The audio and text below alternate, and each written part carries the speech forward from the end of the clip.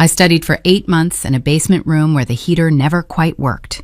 When I logged into the portal and saw the 1,600 on my screen, I did not scream. I printed the official report and set it on the kitchen island. My mother picked it up, gave a thin laugh, and dropped it straight into the trash can. She looked at me and said, "Nobody in our bloodline was that smart." She asked who I paid to take it for me. My father demanded a retest right there in our living room to prove I was a fraud. So I sat down and took it again while they watched my every move. 3 hours later, the proctor graded the bubble sheet and announced the results.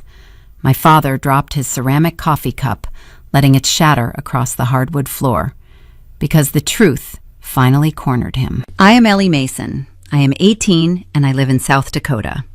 Welcome back to Aura Vengeance, quiet stories about invisible people who let the truth do the heavy lifting. Tell me your age in the comments if you have ever been the one your family tried to keep small. Be sure to subscribe so the next story finds you. It was a Tuesday morning in October. I worked part-time auditing database manifests for a regional logistics firm.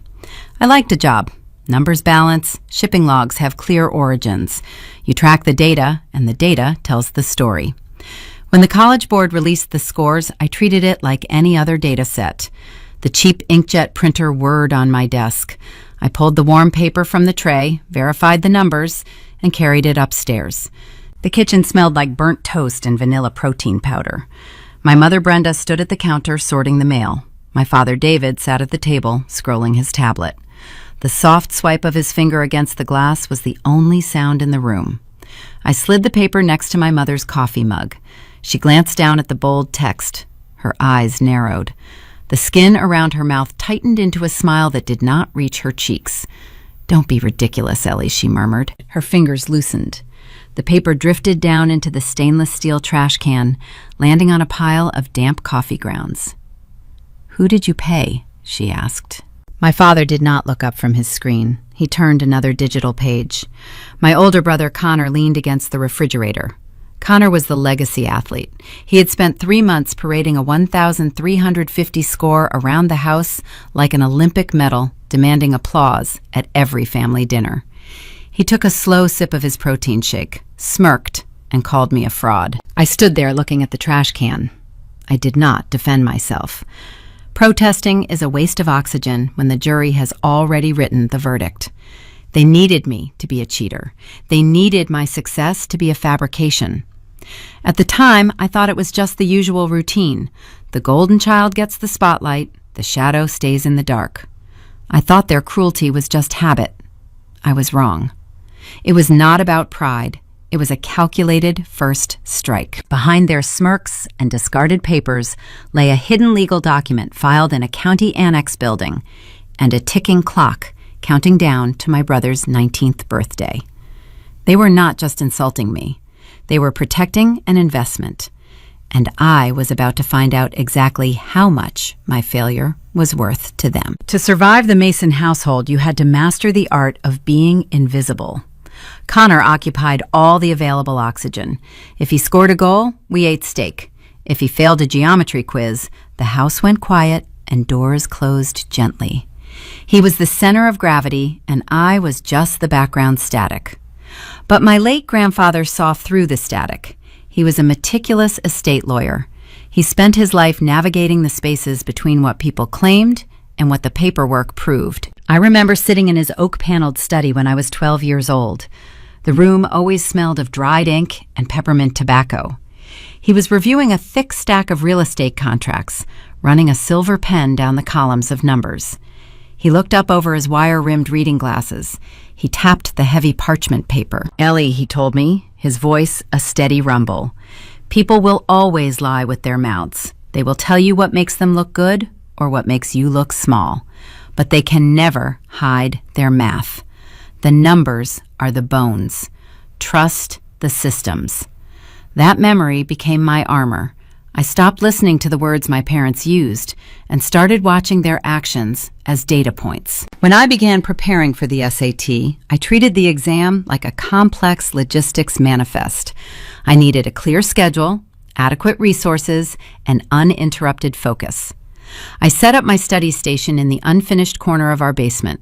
The concrete walls bled cold air even in August, and the space heater groaned more than it warmed.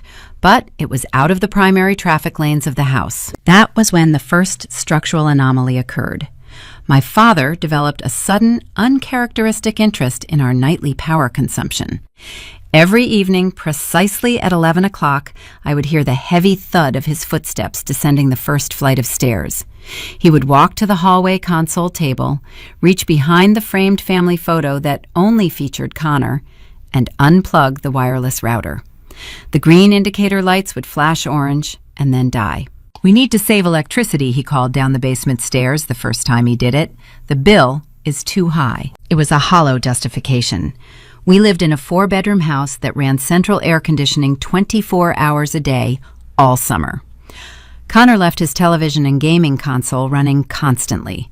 The power draw of a single internet router was a statistical rounding error. My father did not care about the electric bill. He cared about severing my access to online practice tests, virtual study groups, and digital prep materials. He wanted to ensure the resources required for a high score were out of my reach. He needed me to fail.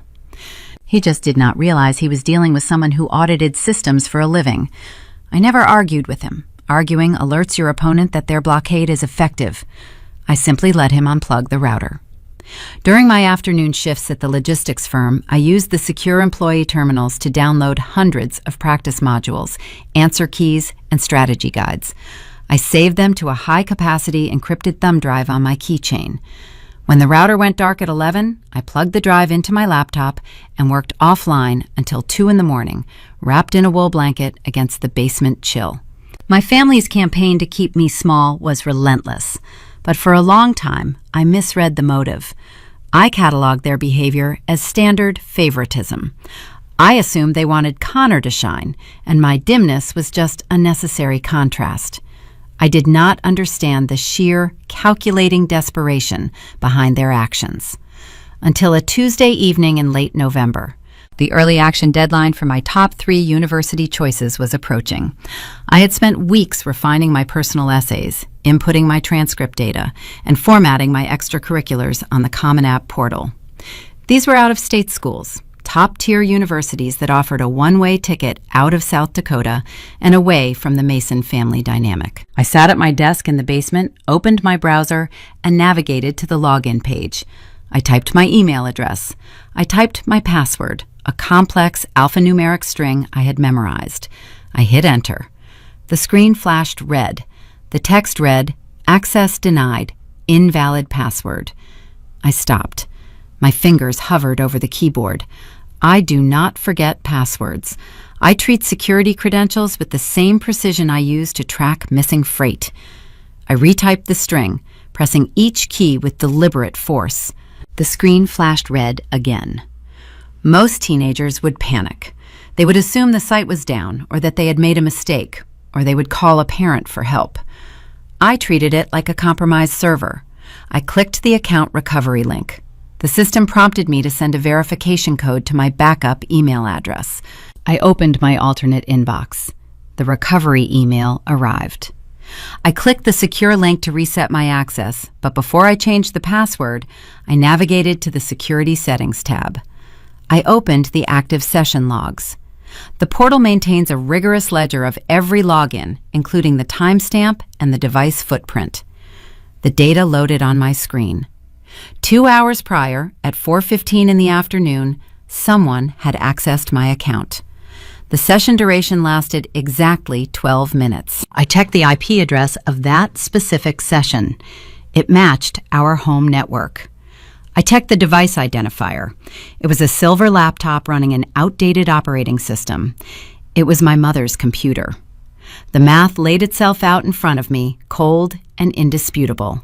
My mother had used her administrative access to our shared family internet provider to intercept my original password reset link. She knew my security questions. She knew my first pet and my elementary school. She bypassed the firewall, entered my portal, and changed the password to lock me out. But she did not just lock the door. I clicked over to the dashboard showing my university selections. The screen was empty. During those 12 minutes, my mother had manually withdrawn my early action applications to all 3 Ivy League schools. She had clicked the confirmation boxes, severing my candidacy. I sat back in my chair. The basement air felt sharper. This was no longer about a father unplugging a router to save electricity or a mother throwing a test score into the trash to protect her son's ego. This was an active, targeted demolition. She was dismantling my exit strategy from the inside.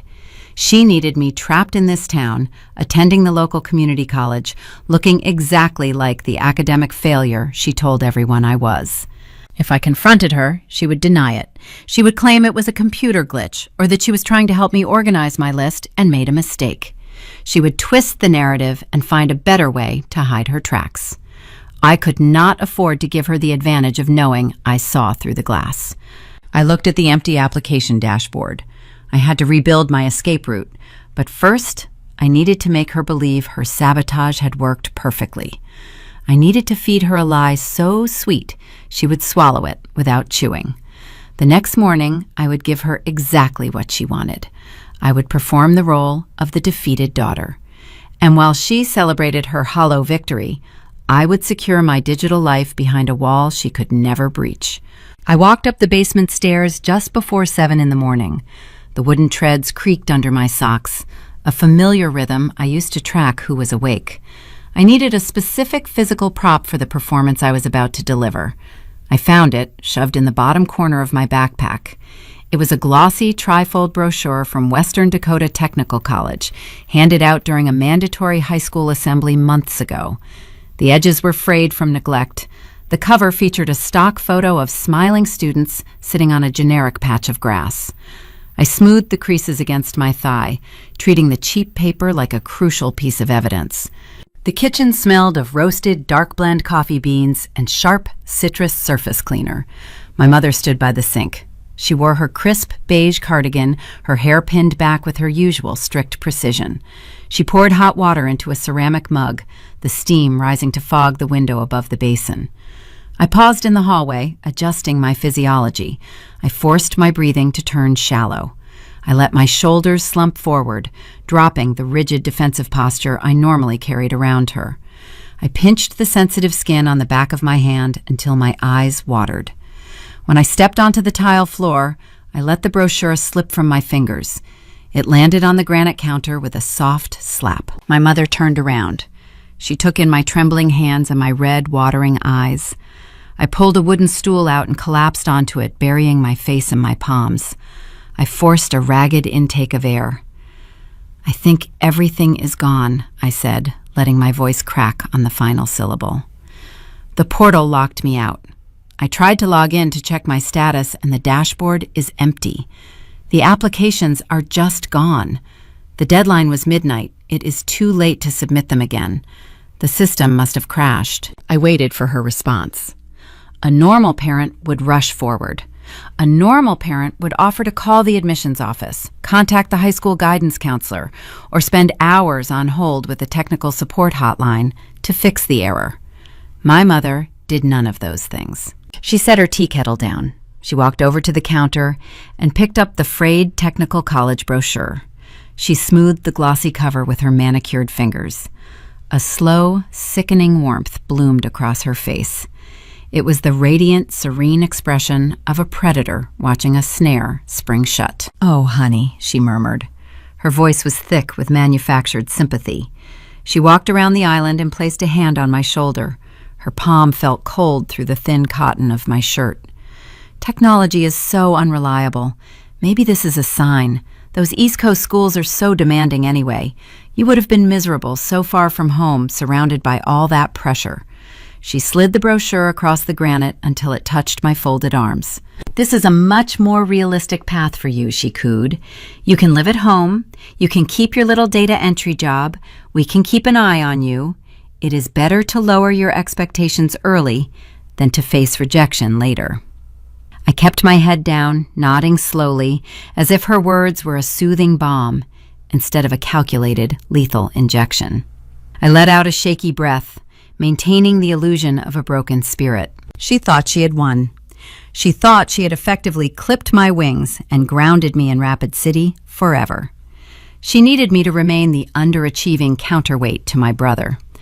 Growing up, Brenda Mason operated as a curator of a very specific family museum. Every exhibit had to highlight Connor. If he struggled with a science fair project, she built it for him and praised his vision.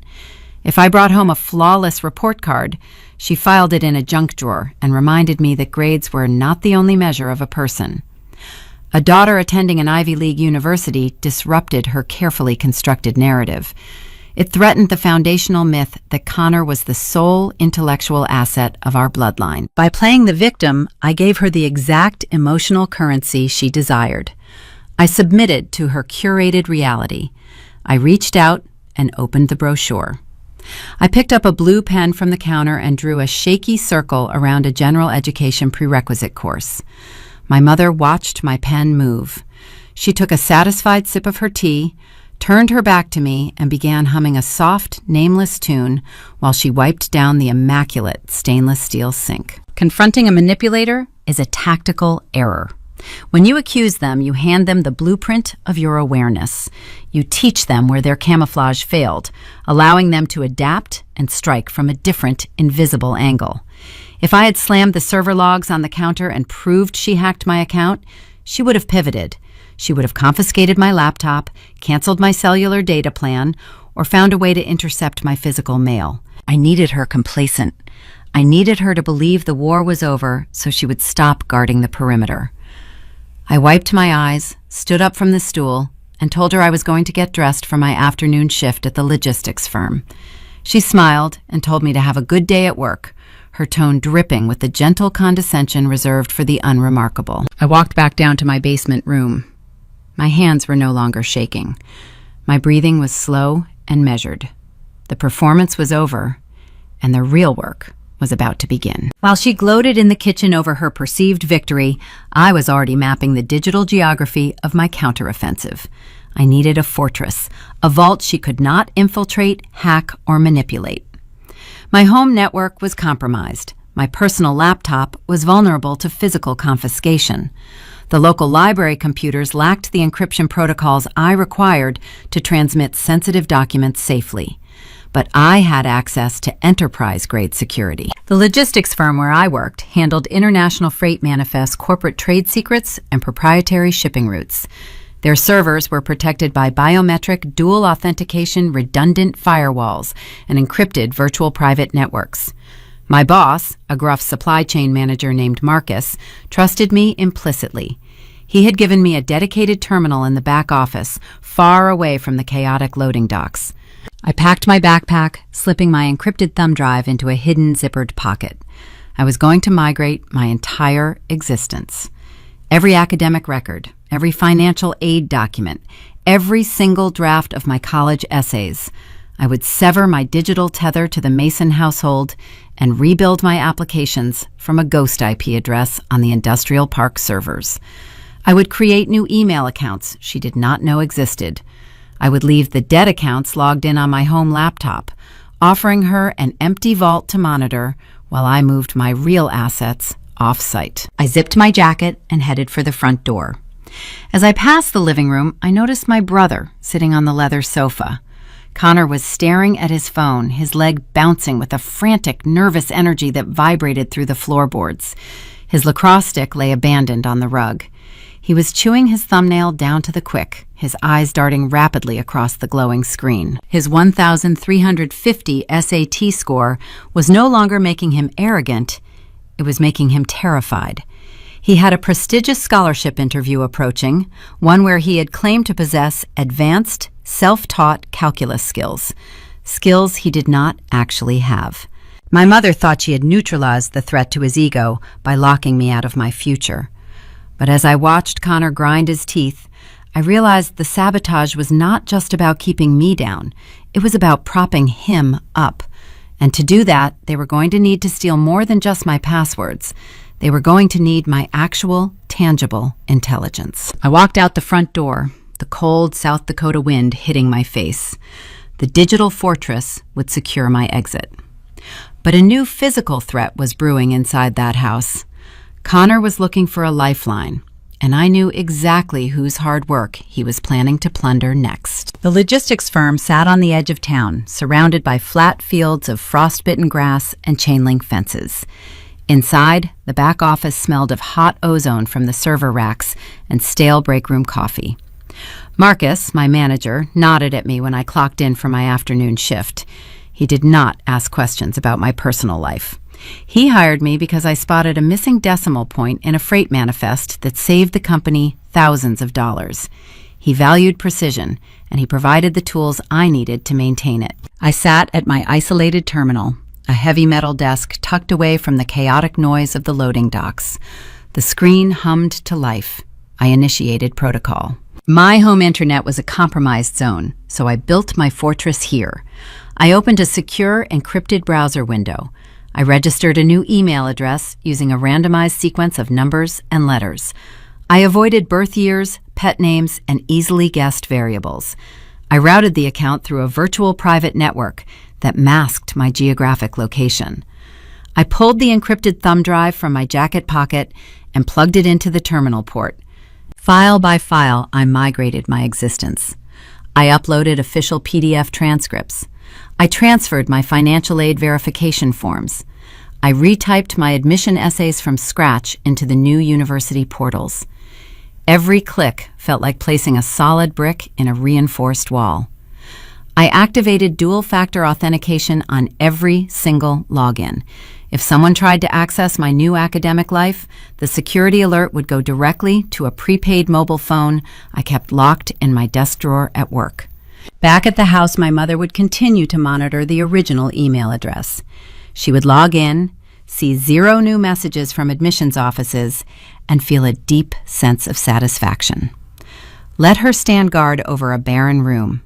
I was already gone. With my digital perimeter secure, I clocked out and took the bus back to the residential side of Rapid City.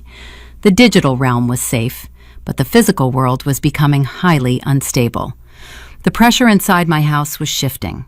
My brother Connor was beginning to crack under the weight of his own fabricated brilliance. Connor built his identity on a foundation of athletic trophies and a loud, boastful confidence. When he scored his 1,350 on the exam, my parents treated it like a coronation. They bought a sheet cake. They framed the score report and hung it in the hallway. But as college admission season progressed, the reality of that number began to set in. A 1,350 was commendable, but it was not the golden ticket my parents pretended it was. It did not guarantee a full ride to a prestigious university, especially when his lacrosse statistics were merely average for a regional league. To compensate for his academic plateau, Connor had secured an interview for a highly competitive science and mathematics scholarship. During the preliminary application, he claimed to have undertaken rigorous independent study in advanced calculus. He stated he had moved beyond the high school curriculum through sheer intellectual curiosity. It was a fabricated narrative designed to make him look like a prodigy. The scholarship committee expected to see his notes, his practice equations, and his study methodology during the live interview. Connor did not have any notes. He spent his evenings playing video games and drinking protein shakes. The interview was scheduled for Monday morning. The panic was settling into his bones, making him reckless. I walked through the front door of our house. The television in the den was silent. The kitchen was empty. I headed straight for the basement stairs, eager to retreat to the cold concrete walls of my room. When I reached the bottom step, I stopped. The door to my bedroom stood wide open. I never leave my door open. I maintain strict spatial discipline. I walked into the room and looked at the metal shelving unit above my desk. The bottom shelf was bare. For 8 months, I had maintained 3 thick binders. They were the physical architecture of my perfect score. They contained hundreds of pages of handwritten equations, detailed breakdowns of grammar, syntax, and color-coded tabs separating reading comprehension strategies. I had poured hundreds of hours of my life into those pages, distilling complex concepts into clear, flawless logic. The binders were gone. My jaw tightened, sending a dull ache through my teeth. I turned around and walked back up the wooden stairs. I moved with quiet, deliberate steps. I reached the second-floor hallway. The door to my brother's room was ajar. A slice of yellow light spilled out onto the hallway carpet. I stood in the shadows just outside his door frame and looked inside. Connor sat at his polished oak desk. My 3 binders were stacked in front of him. He held a thick black marker in his right hand. I watched as he gripped the heavy cardstock title page of the calculus binder. My neat, precise handwriting spelled out, Ellie Mason, Advanced Formula Review. He gripped the edge of the paper and ripped it. The sharp sound of tearing paper echoed in the quiet room. He crumpled the page and tossed it onto the floor. Then he uncapped the black marker. The felt tip squeaked against the plastic index tabs as he crossed out my name and scribbled his own over the smeared ink. He was stealing my intellectual property. He was taking the tangible evidence of my solitary, grueling work and rebranding it to build his own defense. He needed the scholarship committee to believe he was a dedicated, self-taught scholar. My binders were going to be his primary exhibit. A normal sibling would have pushed the door open. They would have yelled, demanded the binders back, and started a chaotic argument. But engaging in a shouting match with Connor was a losing proposition. My parents would rush upstairs. They would look at the scene and immediately rewrite the facts. They would say Connor was just borrowing my notes. They would say families share resources. They would scold me for being unsupportive of my brother's future. The binders would remain in his possession, and I would be labeled the antagonist. I did not speak. I did not step into the light. I reached into my jacket pocket and pulled out my mobile phone. I silenced the shutter sound. I held the lens steady, framing the shot to include Connor the marker in his hand, the crumpled title page on the floor, and the unmistakable color-coded spines of my binders on his desk. I tapped the screen. The image captured perfectly. I opened the file properties and verified the digital timestamp. It logged the exact date, the hour, and the minute of his theft. I sent the photograph to my new encrypted email address, storing the evidence safely behind my fortress walls. I slid the phone back into my pocket. I watched him scribble his name on the final tab. He let out a long, heavy sigh of relief, leaning back in his leather chair. He thought he had solved his problem. He believed he had successfully appropriated my genius to cover his own glaring inadequacies. He did not look over his shoulder. He did not know I was standing mere feet away. I turned and walked silently back down the hall, leaving him with the stolen binders. Let him carry my work into his interview. Let him present my equations to a panel of judges. Connor had no idea he had just walked right into a trap I had not even set yet. He was building his fragile house on my foundation, oblivious to the structural flaw hidden deep within the ink of those pages. A flaw that would soon reveal exactly who owned the architecture, bringing his entire fabricated identity crashing down. I stood in the shadowed hallway outside his door and watched him ruin himself. Connor believed a thick layer of black ink could overwrite 8 months of my labor. He did not understand the fundamental concept of inventory control. Working in the supply chain industry trains your brain to anticipate theft. Valuable cargo goes missing. Shipping pallets disappear from manifest logs without explanation. To combat internal shrinkage at the warehouse, my manager had ordered a batch of ultraviolet security markers. The pens dispense a clear chemical fluid that dries instantly upon contact with paper or plastic. The mark remains invisible under normal indoor lighting conditions.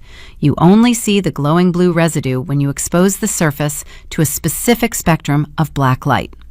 I had borrowed one of those pens back in February. Before I ever wrote a single calculus equation or grammar rule in those binders, I laid the blank pages flat on my basement desk. I pressed the felt tip against the heavy stock paper. I marked the bottom right corner of every 50th page. I wrote a sequence number and my initials, EM01, EM02. The fluid soaked into the cellulose fibers, bonding permanently with the material. Connor sat at his oak desk, surrounded by my hard-coded identity. The pages he planned to fan out across a polished mahogany conference table for a panel of elite scholarship judges were stamped with a biometric watermark he could not see. I let him keep the binders. Taking them back would only result in a futile shouting match. Leaving them in his possession gave me unparalleled leverage. He was weaving his academic parachute out of stolen silk, and I held the only ripcord. The deeper he dug his hole of academic fraud, the more power I would wield when the truth finally surfaced. I turned away from his bedroom and walked silently back down the stairs to the basement. The cold concrete floor chilled my feet through my socks. I sat on the edge of my narrow mattress and analyzed the incoming data. The variables in this house were escalating at an alarming rate. My mother hijacking a federal application portal. My father severing the internet connection every night. Connor brazenly stealing intellectual property. A family might exhibit toxic favoritism naturally, but coordinated sabotage requires a catalyst. People do not risk federal mail fraud and academic expulsion just to stroke the ego of a teenage athlete. Jealousy is a passive emotion. This was an active, coordinated campaign. There had to be a mathematical reason driving their desperation. If human behavior is a system, what was the underlying algorithm guiding my parents? I thought about my grandfather. Arthur Mason was a pragmatic man who trusted ironclad contracts over verbal affection. He viewed family dynamics through the lens of legal liability. When he passed away 3 years ago, my parents handled the estate in total secrecy. They held hushed conversations behind closed doors. They claimed the inheritance went to various charitable foundations to cover his remaining medical debts. They never showed me a single sheet of paper confirming this narrative. As a minor, I had no legal standing to demand a financial audit. But I was 18 now. I was a legal adult, and public records do not require a parental permission slip. Wednesday morning arrived with a heavy blanket of frost covering the South Dakota plains. I boarded the municipal bus, watching the gray landscape roll past the fogged windows. I arrived at the logistics firm an hour before my afternoon shift officially began.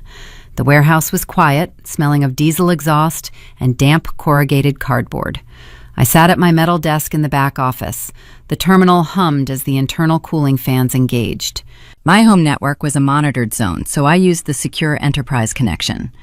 I opened an encrypted browser window and navigated to the Pennington County Register of Deeds web portal. The interface was archaic, a relic of early digital archiving. It featured a gray background, unaligned text boxes, and a clunky search query system. Public records are inherently transparent if you possess the patience to dig through the digital dust. I typed Arthur Mason into the grantor field. I adjusted the date parameters to the specific year of his death. I verified the spelling and clicked the gray search button. The system processed the query. A spinning hourglass icon hovered on the screen. The delay stretched the tension tight across my shoulders. Then, a list of blue hyperlinks populated the page. Property transfers, deed reconveyances, tax liens. I scrolled past the standard municipal filings. Buried on the second page of the search results was a scanned document filed by a local probate attorney. The file name indicated a testamentary trust. I clicked the hyperlink. The PDF loaded slowly. The scan was slightly crooked, the edges showing the dark shadow of a flatbed scanner lid. I scrolled through the dense legal jargon. I navigated past the definitions of beneficiaries and the paragraphs detailing fiduciary responsibilities. I skimmed past the standard indemnity clauses until I reached the third page. A section outlined in bold typography caught my eye. The subheading read, Educational Disbursement. The words on the screen assembled themselves into a weapon. My grandfather had not left his wealth to a random charity. He had not drowned in medical debt. He had structured his legacy as a pure, unfiltered meritocracy. The language was precise, leaving zero room for parental interpretation or emotional manipulation. I read the numbers, the stipulations, and the looming deadline. The puzzle pieces snapped together with a terrifying clarity. The unplugged router, the hacked applications, the stolen binders.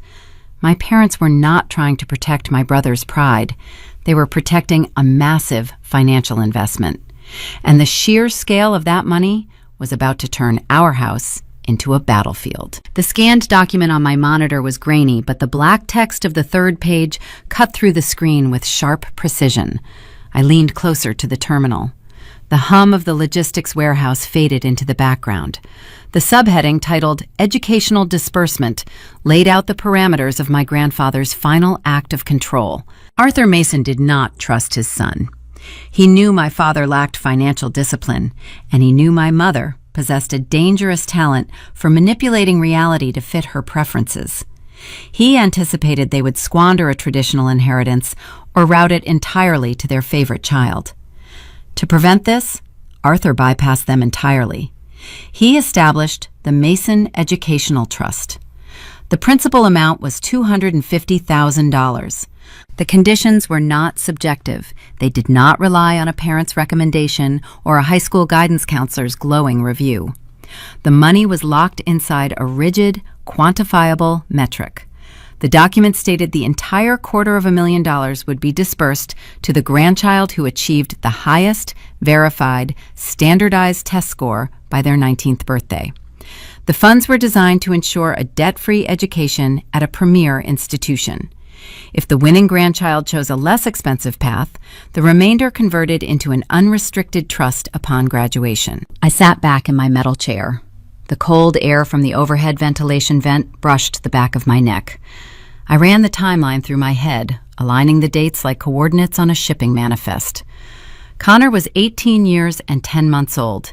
His 19th birthday was exactly 8 weeks away. For the past year, my brother had paraded his 1,350 SAT score around our house. My parents had treated that number as the undisputed pinnacle of academic achievement within our family. They framed it. They bragged about it to the neighbors.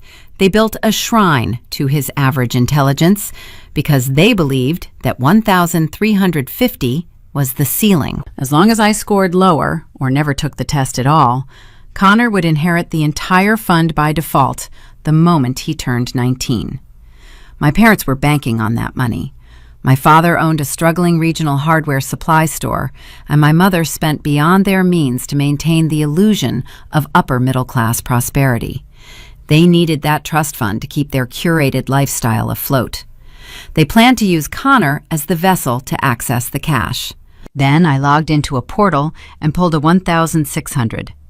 My perfect score did not just bruise my brother's fragile ego, it legally redirected $250,000 away from their golden child and into my name. This was the hidden boulder beneath the surface of my childhood.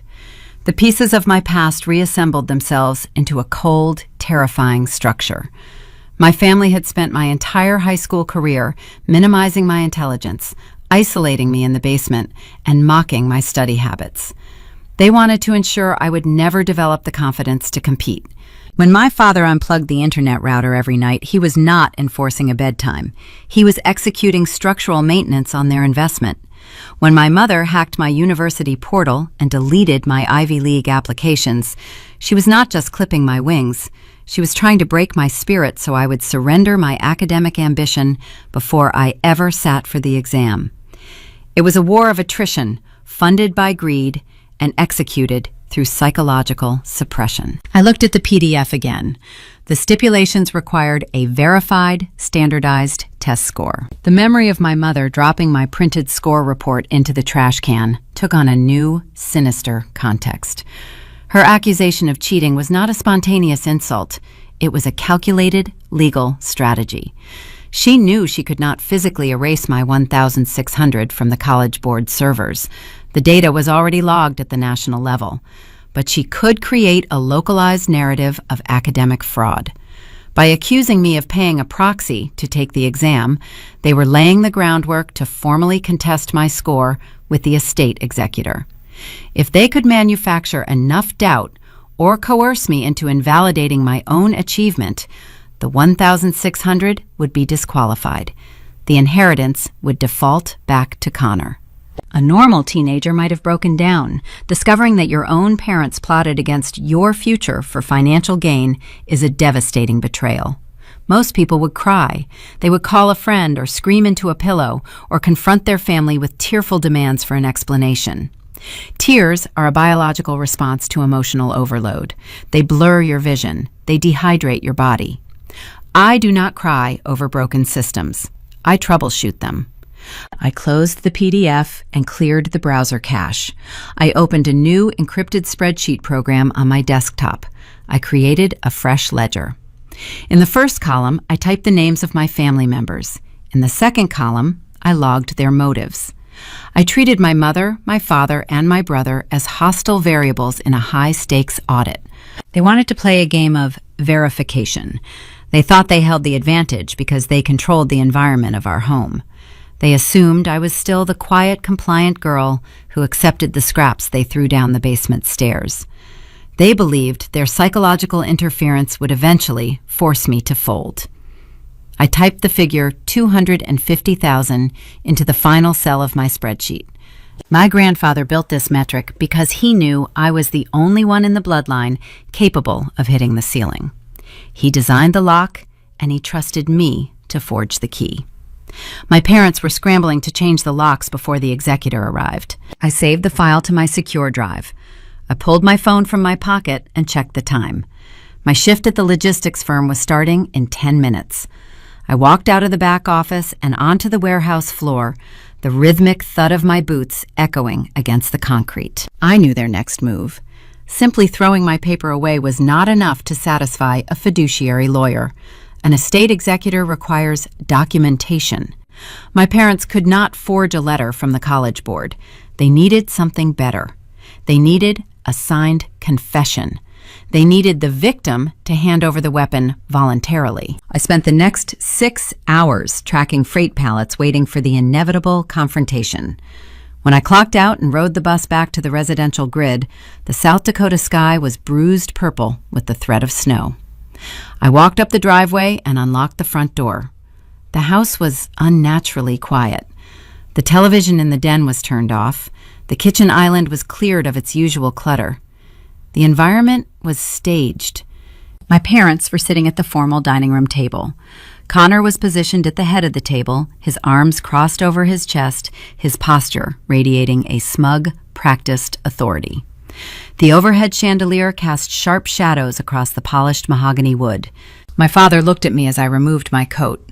He gestured to the empty chair opposite him. He reached into a manila folder and pulled out a single, freshly printed sheet of paper. He slid the document across the smooth surface of the table. The paper stopped right at the edge of the wood, waiting for me to read it. The covert sabotage was officially over. The overt extortion was about to begin. The formal dining room in our house was rarely used for eating. It was a sterile, curated exhibit designed to project an image of traditional domestic success. A heavy mahogany table anchored the space, surrounded by 8 high-backed chairs upholstered in pale linen. A crystal chandelier hung from the ceiling, casting sharp, fractured light across the polished wood. I stood at the edge of the patterned rug. The air in the room felt thick, heavy with unstated ultimatums. My parents sat opposite each other at the center of the long table. My brother Connor occupied the head of the table, a position usually reserved for the patriarch. He leaned back, his arms crossed tightly over his chest. His chin was tilted upward. He wore the expression of a claimant waiting for the final obstacle to be removed from his path. My father rested his forearms on the table. His hands were clasped. A standard manila folder lay flat in front of him. "Have a seat, Ellie," my father said. I did not move toward the empty chairs. Taking a seat would signal a willingness to negotiate. I remained standing, maintaining a physical vantage point, looking down at the document. My father unclasped his hands. He opened the folder, retrieved a single sheet of printer paper, and placed it face up on the mahogany. He pushed it forward with his index and middle fingers. The paper slid across the smooth surface, the friction producing a faint, dry hiss. It stopped inches from the edge, directly in front of me. "Read it," he instructed. I looked down. The text was formatted in crisp, professional Times New Roman 12-point font with standard legal margins. My father ran a struggling hardware store, but he fancied himself a shrewd businessman.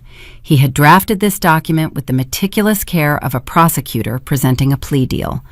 The title centered at the top read, Statement of Academic Integrity and Financial Waiver. I let my eyes track across the paragraphs. The opening lines established my identity. The second paragraph contained the core fabrication. It stated that I, Ellie Mason, formally admitted to engaging in academic fraud. The text detailed a fictional scenario where I hired an unnamed proxy student to sit for the SAT in my place at a testing center in Sioux Falls.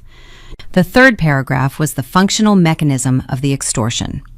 It declared that in light of this admitted fraud, I voluntarily and irrevocably withdrew any and all claims to the Arthur Mason Educational Trust.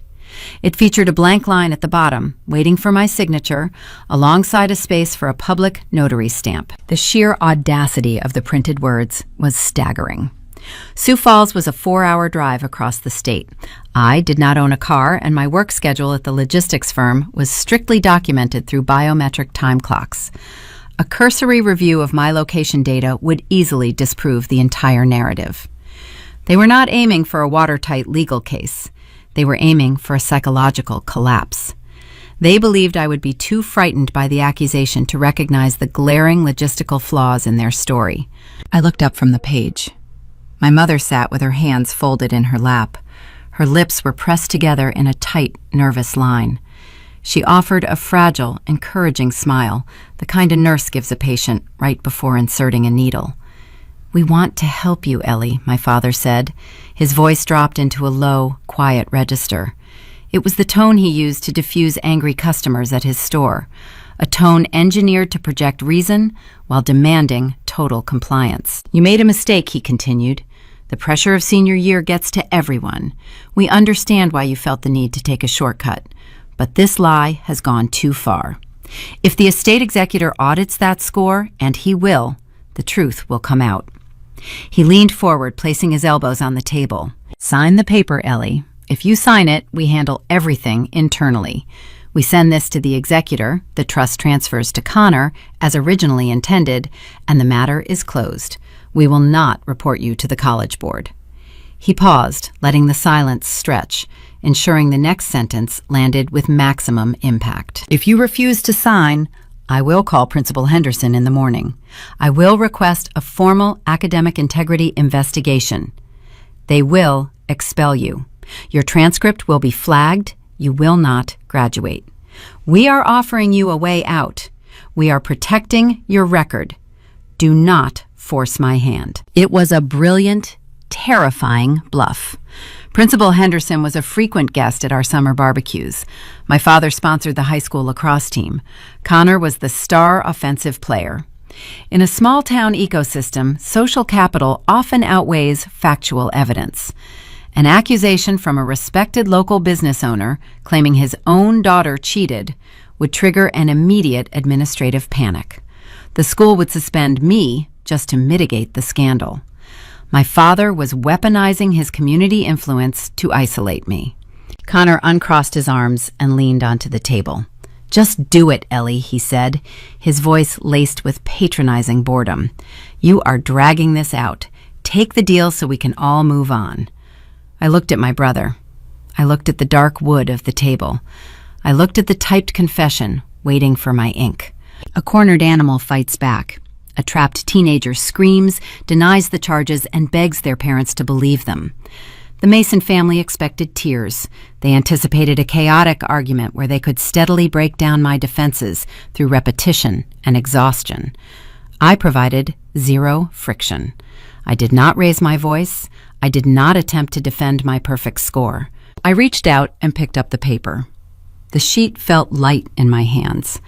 I folded it precisely in half, matching the top corners to the bottom corners. I creased the fold with my thumb. I folded it a second time, reducing the threat to a small, harmless square. "I will need to review this," I said quietly. My father blinked. The smooth facade of his negotiation cracked for a fraction of a second. He expected compliance or hysteria. He did not expect bureaucratic delay.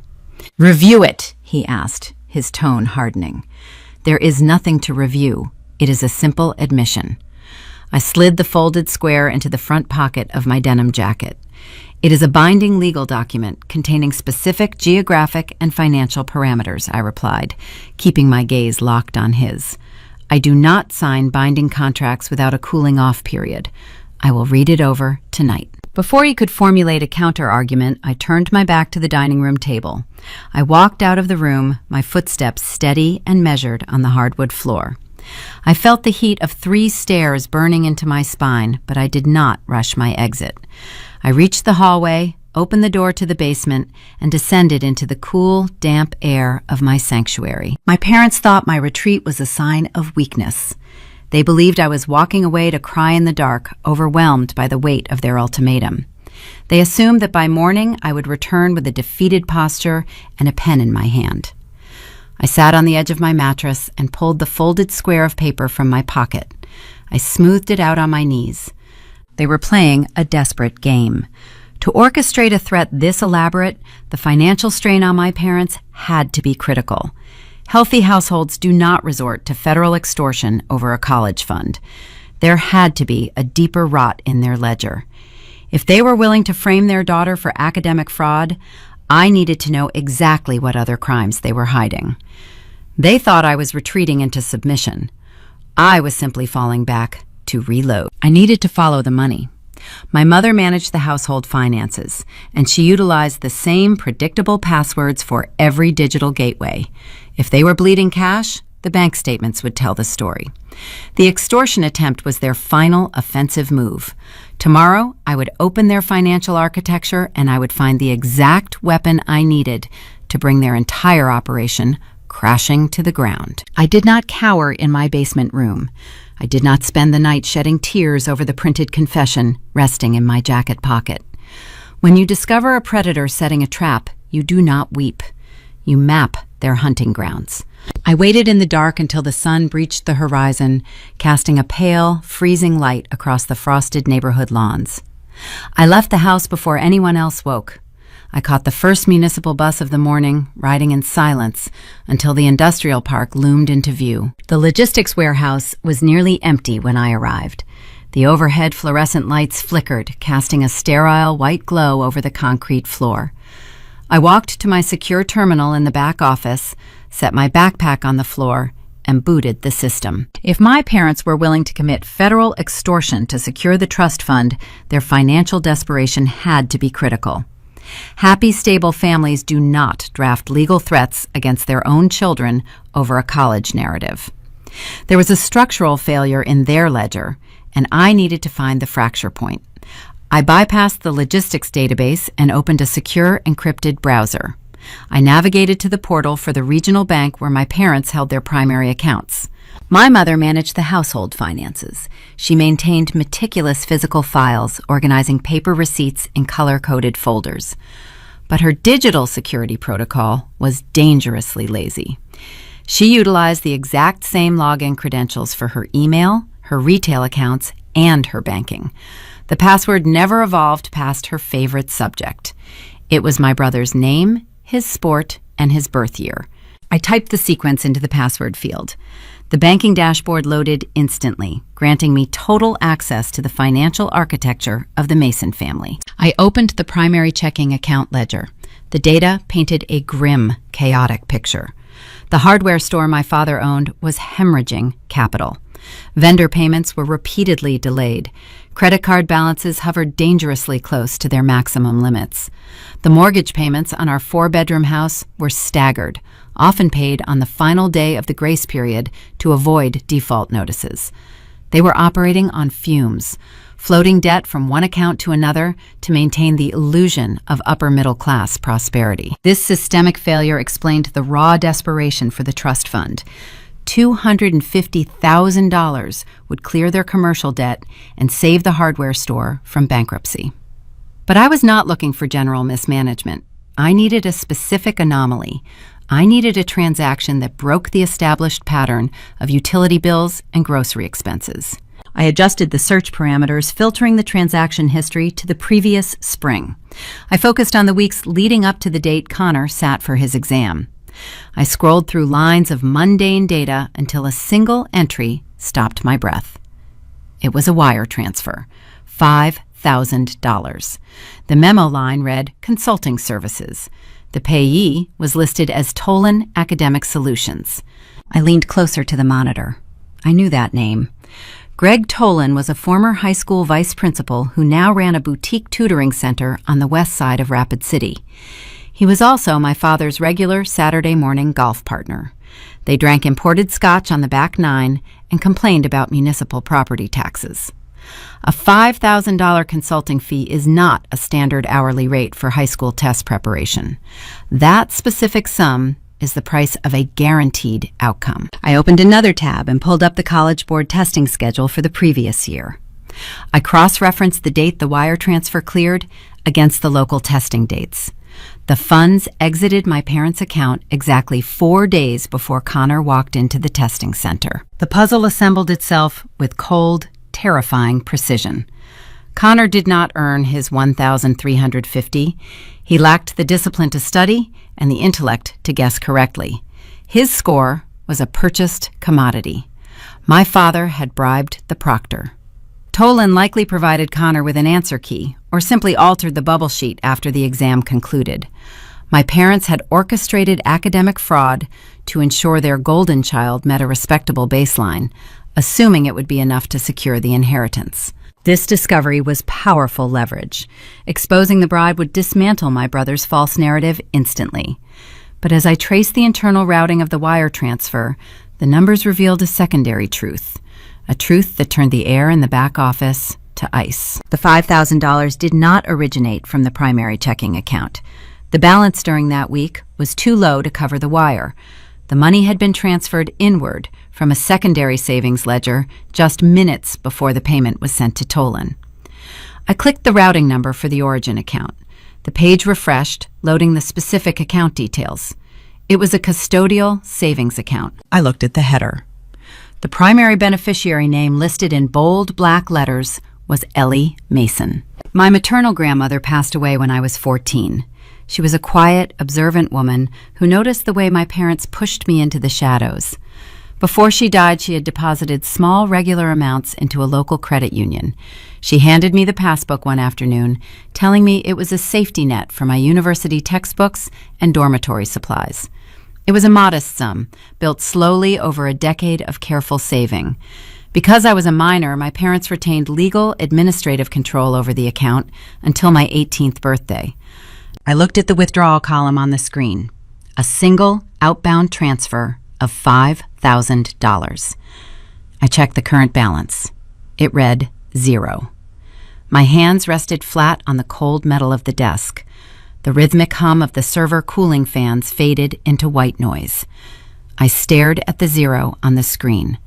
The sheer, breathtaking malice of the transaction clarified my entire existence in that house. They did not just attempt to steal my future. They financed the theft using my own resources. They took the money my grandmother carefully saved for my education, handed it to a corrupt golf buddy, and bought a fabricated test score for their son. They weaponized my own safety net to ensure I would be legally blocked from accessing my grandfather's trust fund. They drained my only financial resource to build the wall that was supposed to keep me trapped. I reached into my jacket pocket.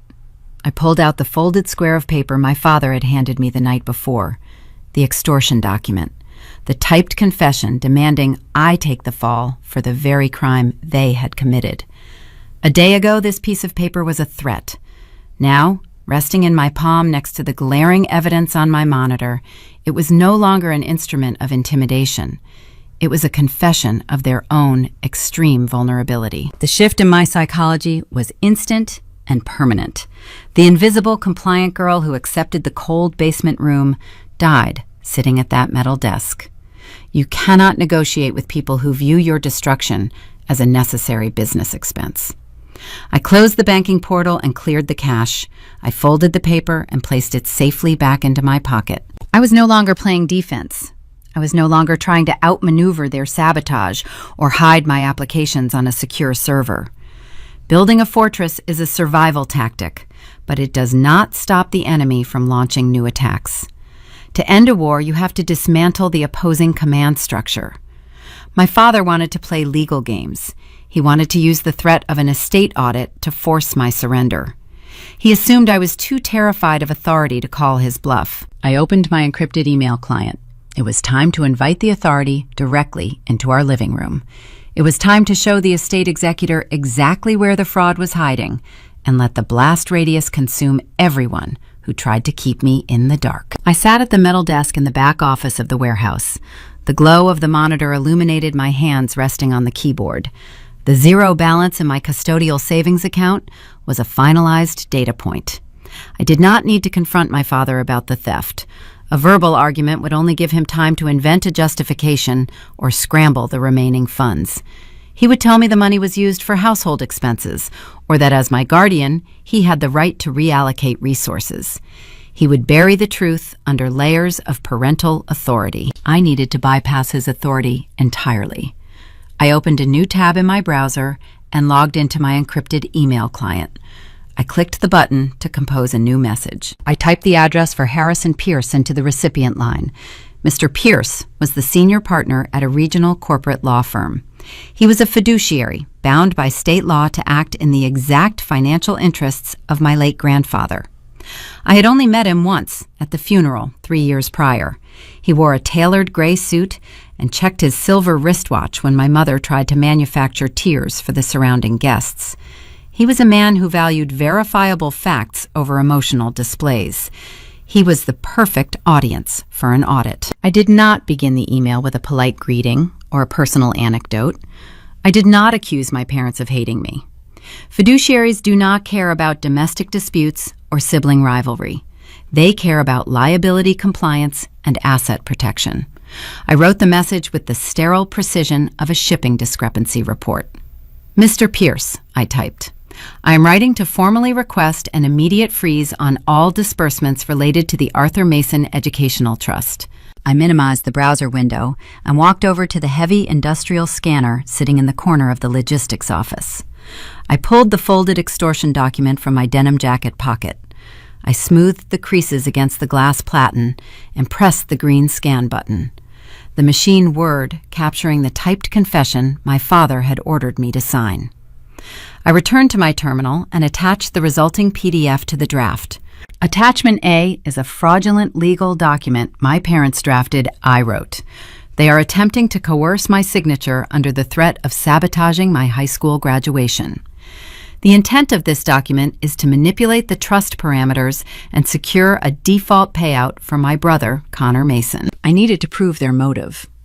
I navigated back to the banking portal. I downloaded the transaction ledger showing the $5,000 wire transfer to Tolan Academic Solutions. I opened the file in an editing program and highlighted the date, drawing a digital red box around the timestamp that coincided perfectly with Connor's standardized test schedule. I saved the file and attached it to the email. Attachment B details a financial transaction executed by David Mason. I typed, "The ledger indicates a payment made to a private proctor originating from my personal custodial savings. This suggests Connor Mason's current academic standing was purchased, thereby invalidating his eligibility for the trust." I finished the message with a single actionable request. I asked Mr. Pierce to withhold any final decisions regarding the estate pending a live, independent verification of my academic standing. I entered my secure, hidden email address into the blind copy field to ensure I maintained an undisputed digital record of the transmission. I hovered the cursor over the send button. This was the point of no return. Toxic households function like closed ecosystems. They rely on the assumption that you will prioritize the illusion of peace over your own survival. They bank on your silence. They teach you that exposing the family to outside scrutiny is the ultimate treason. The abuser maintains control by keeping the victim isolated from objective reality. By clicking the mouse, I was forcibly dragging the conflict out of our isolated dining room and placing it under the harsh fluorescent lights of a legal arena. In a corporate lawyer's office, my father's intimidating tone held zero currency. My mother's manufactured sympathy could not alter a bank routing number. Psychological manipulation is powerless against a subpoena. I clicked send. The message vanished into the encrypted server. I logged out of the terminal, packed my backpack, and zipped my jacket. I walked out into the freezing South Dakota afternoon. When I walked through the front door of my house hours later, the atmosphere was thick with unresolved tension. The air felt brittle. My parents were sitting in the den watching a muted television screen. The blue light flickered across their faces. My father glanced at my jacket pockets, his eyes searching for the signed confession. He expected me to walk into the room, hand him the folded paper, and accept my defeat. He thought the weight of his ultimatum had crushed my resolve during the day. I walked past the den without speaking. I headed straight for the basement stairs. "Ellie," my father called out. His tone was sharp, carrying an edge of impatience. "We need to finalize our discussion tonight." I paused on the landing. I rested my hand on the wooden railing. "I will give you my answer by the end of the weekend," I replied. My voice was level. I did not look back at him. I descended the steps into the cool, damp air of my room. I sat on my narrow mattress and looked at the bare concrete walls. For the first time in 18 years, the basement did not feel like a cage. It felt like a bunker. I changed into my sleep clothes, turned off the small desk lamp, and lay down under the heavy wool blanket. I went to sleep that night with a profound, steady calm. My heart rate was slow and rhythmic. I did not toss and turn. The trap was set, buried deep in the inbox of an estate lawyer who possessed the authority to freeze their bank accounts and demand a forensic accounting of their assets. I had handed over the blueprints of their fraud. All I had to do now was wait. I just needed my father to take one final arrogant step forward and trigger the snare. The next morning arrived with a pale, overcast sky.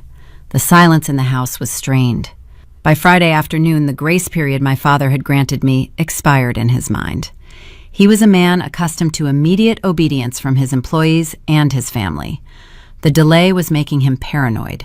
He realized I was not going to hand over the signed confession willingly. His bluff of threatening my high school principal was failing to produce the desired panic. He needed a new mechanism to force my compliance.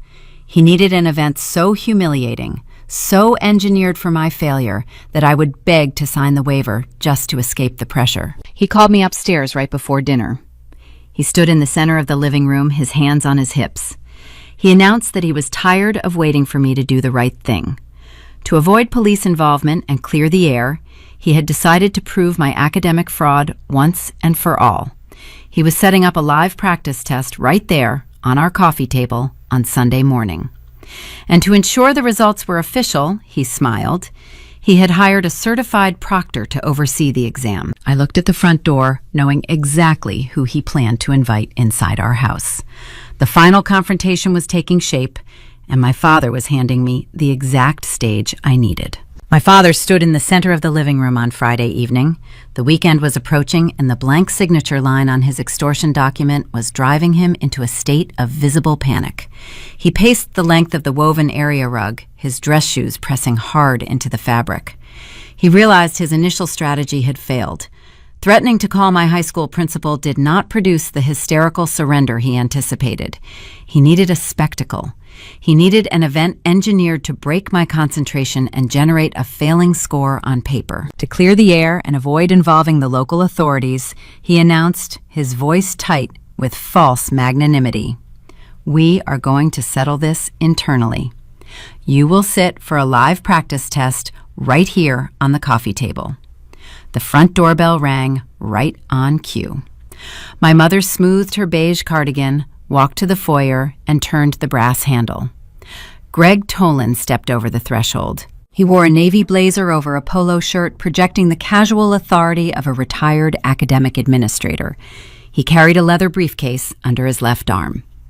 I knew his face from the local country club newsletters my father left on the kitchen island. I also knew his name from the $5,000 wire transfer logged in my stolen savings account. My mother closed the door behind him and offered a bright, brittle smile. Mr. Tolan is a certified educational consultant, she said, gesturing toward the living room. He has graciously agreed to oversee the testing environment this weekend to ensure everything is strictly by the book. The audacity was poetic. It was a masterclass in domestic corruption. My parents had drained my college fund to bribe this exact man to fake my brother's SAT score. Now they were bringing the bribed tutor into our home to preside over my academic execution. They intended to use Tolan to generate a dismal test result, certify it as accurate, and send the fraudulent paperwork directly to Harrison Pierce. They thought a failing grade, overseen by a recognized local authority figure, would nullify my perfect score and secure the trust fund for Connor. Tolan offered me a practiced, sympathetic nod. "We just want to get to the truth, Ellie," he said, setting his leather briefcase on a side chair. "Testing anxiety can cause students to make poor choices. If we do this in a controlled setting, we can put the rumors to rest." He spoke with the smooth cadence of a man who believed his reputation was an impenetrable shield. He had no idea I had already mapped his bank routing numbers and forwarded them to a corporate fiduciary lawyer. My father crossed his arms, waiting for my reaction. He expected me to balk. He assumed the presence of an official proctor would terrify me into signing the waiver right then and there. I looked at Tolan. I looked at my parents. "Fine," I said. My voice was smooth, devoid of any friction. "Sunday at 8 in the morning. My father blinked momentarily, derailed by my immediate compliance. He recovered quickly, nodding with a grim finality. "Sunday," he confirmed. I spent Saturday working my shift at the logistics warehouse. I audited shipping manifests, checked serial numbers against inventory logs, and maintained my standard systemic rhythm. I did not open a single study guide. I did not review flashcards. When you build a house with solid mathematics, you do not need to check the foundation every 10 minutes to see if it is still standing. Sunday morning arrived. I woke at 7, dressed in loose cotton clothing, and walked upstairs to the main floor. The living room had been transformed into a theater of psychological warfare. The first thing that hit me was the heat. Our house was typically kept at a crisp 68 degrees to accommodate my brother's athletic metabolism. Today, the air was thick, dry, and stifling. The digital thermostat on the hallway wall glowed with a red number, 82 degrees. The furnace roared from the basement vents, pumping hot air into the enclosed space. It was a physical manifestation of their suffocating control. They wanted me sweating. They wanted my brain sluggish and my palms slick with moisture. The second environmental shift was the lighting. The heavy velvet curtains, usually pulled back to let in the morning sun, were drawn tight across the large bay windows. The room was claustrophobically dim-lit, only by a single brass floor lamp positioned awkwardly near the glass coffee table. The shadows stretched long and distorted across the floorboards. A folding metal chair had been placed in front of the low glass table. It was an ergonomic nightmare, designed to cause back pain within the first 20 minutes of sitting. My father leaned against the archway leading into the kitchen. He held his favorite ceramic coffee mug, blowing gently on the dark roast. He watched me register the stifling heat and the poor lighting. "You can still back out, Ellie," he said. He reached into his back pocket, pulled out the folded extortion document, and tossed it onto the glass table next to a sealed test booklet. "Just sign the paper," he murmured. "We can turn the air conditioning back on. Mr. Tolan can go home, and we can all enjoy our Sunday. There is no need to humiliate yourself." Tolan sat on the plush leather sofa across from the folding chair.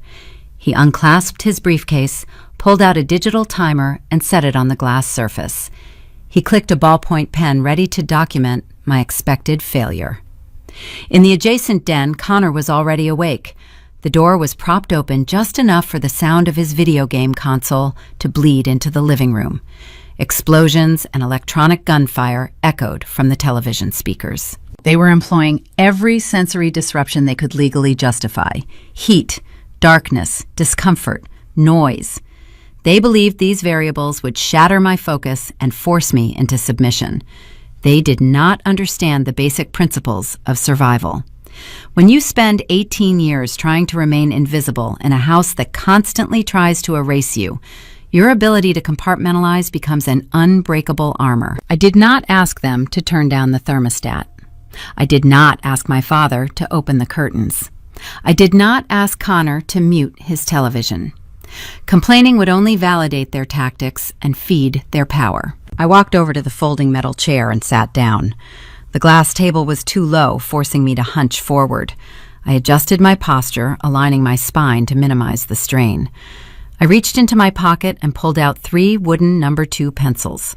I placed them on the glass surface, lining them up parallel to the edge of the test booklet. The bright yellow paint of the pencils stood out sharply in the dim light. I retrieved a silent digital stopwatch from my other pocket. I set it next to the pencils. I did not look at the extortion document.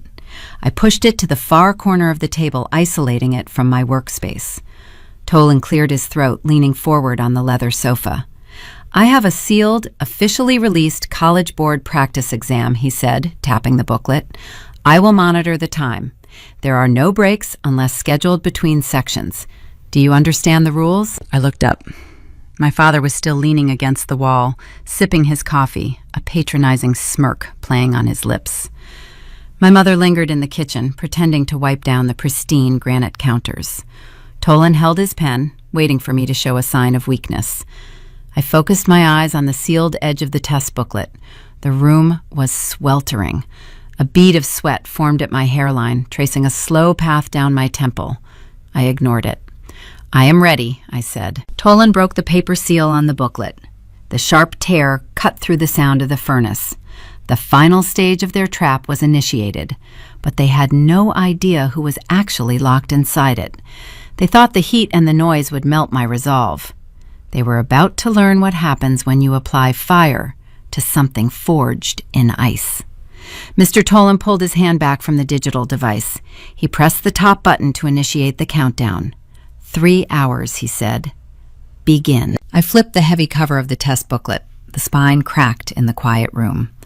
The moment the paper settled flat on the glass table, the manufactured chaos initiated. My mother stood 10 feet away in the kitchen.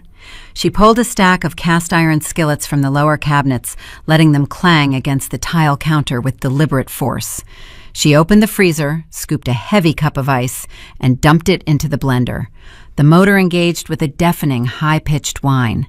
It was an industrial-grade appliance designed to crush solid matter in seconds, but she let it run continuously on the highest setting. In the den, Connor escalated his performance. The door remained propped open. The bass from his surround sound system vibrated through the floorboards, traveling up the legs of my metal chair. He shouted at his multiplayer lobby, his voice thick with exaggerated frustration. He kicked the baseboard wall. The ambient temperature of the room continued to climb. 82 degrees turned into 84 as the furnace labored. The air grew stagnant. A drop of sweat traced a path down my spine, soaking into the cotton of my shirt. My skin felt flushed. A normal student taking a high-stakes exam under these conditions would shatter. They would lose their place in the reading passages. They would read the same paragraph 4 times without absorbing a single word. They would snap, throw their pencil down, and beg for quiet. My parents were banking on that breaking point. They did not understand the psychological architecture of a child raised in the margins. When you spend your entire life navigating a house that treats your presence as a nuisance, you learn how to detach your mind from your physical environment. Compartmentalization ceases to be a coping mechanism. It becomes a refined skill. I looked at the first reading comprehension passage. I blocked out the whine of the blender. I blocked out the thumping bass. I narrowed my visual field to the black ink on the white paper. I stopped being a daughter sitting in a sweltering living room and became an auditor processing a data stream. Every multiple choice question was simply a shipment log that needed reconciliation. A misplaced modifier was a routing error. A flawed logical conclusion was a missing decimal point on a balance sheet. You do not need quiet to find a routing error. You just need to follow the rules of the system. I read the first text block.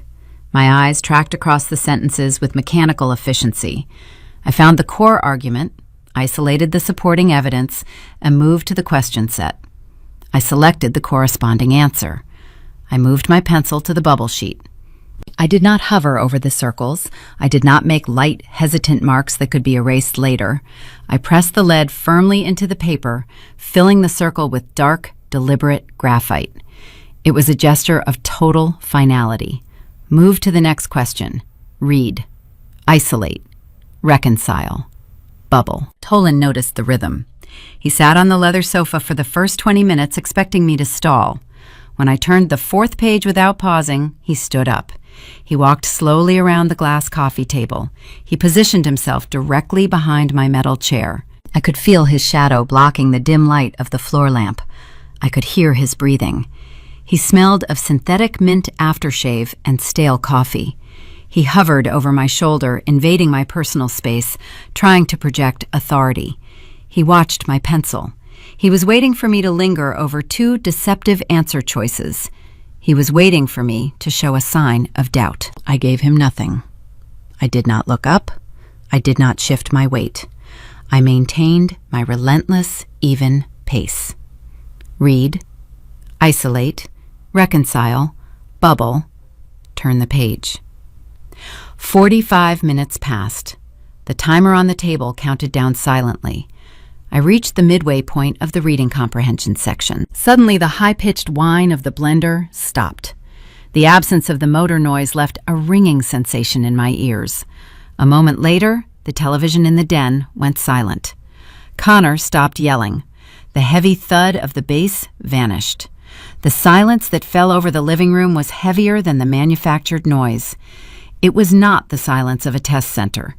It was the silence of a predator realizing the trap had malfunctioned. I did not lift my head, but I could feel the shift in the room.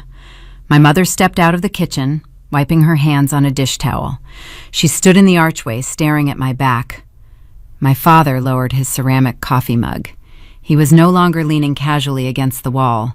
He stood rigid, his posture tightening. Connor walked out of the den, his phone hanging limp in his hand. They were all watching me. They had thrown every environmental disruption they could muster at a teenage girl, expecting her to dissolve into tears and sign away her future. Instead, they were watching a machine process data. The psychological warfare was bouncing off my concentration like hail striking a concrete bunker. The only sound left in the stifling room was the steady, rhythmic scratch of my wooden pencil against the heavy paper. It sounded like a metronome. It sounded like a heartbeat. The system was holding. I turned another page. I felt Tolan shift his weight behind me. His breathing grew shallow.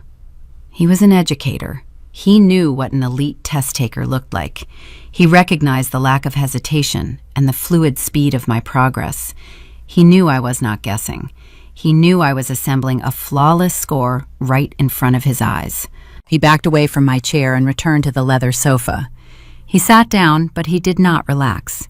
He crossed one leg over the other, tapping his pen against his knee. He glanced at my father. My father met his gaze, a dark, unspoken panic passing between the two men. They had assumed this live exam would be a formality, a simple exercise in breaking an already fragile girl. They did not prepare a contingency plan for a scenario where I simply sat down and aced the test anyway. The reading section concluded. I moved seamlessly into the grammar and writing modules. The rules of language are just mathematical formulas applied to vocabulary. Subject-verb agreement, pronoun-antecedent alignment, parallel structure. I processed the paragraphs, fixed the errors, and bubbled the sheet. The clock continued to drain. The heat in the room remained oppressive, but it no longer registered as a physical threat. I was insulated by the logic of the exam. The numbers and letters formed a protective barrier around my mind. As I approached the final portion of the booklet, the tension in the living room morphed from confident expectation into desperate urgency. My father began checking his wristwatch every 2 minutes. My mother retreated into the kitchen, staring blankly out the window over the sink. They were running out of time. The legitimate avenue for my failure was rapidly closing.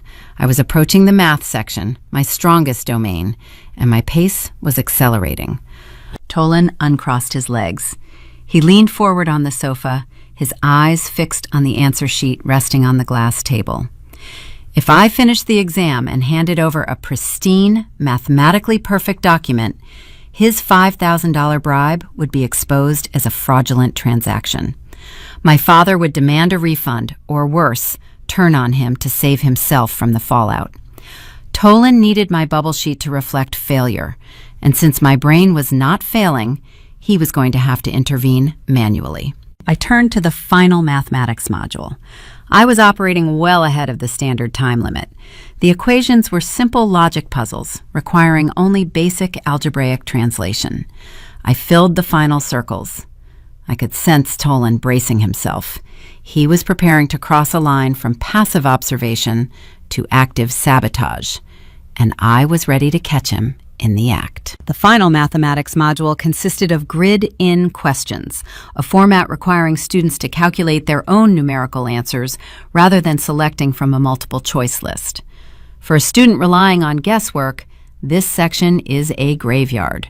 For a database auditor, it is simply a blank ledger waiting for the correct inventory. I traced the trajectory of a parabola across an XY coordinate plane. I isolated the variables, balanced the algebraic equation, and translated the solution into a 4-digit sequence. I moved my yellow pencil to the corresponding column on the bubble sheet. I filled the circles with dark graphite, ensuring the optical scanner would read the marks without ambiguity. I reached the end of the test booklet. I reviewed the final grid. The logic was sound. The math was flawless. I glanced at the digital timer resting on the glass coffee table. The red numbers indicated 20 minutes remained on the clock.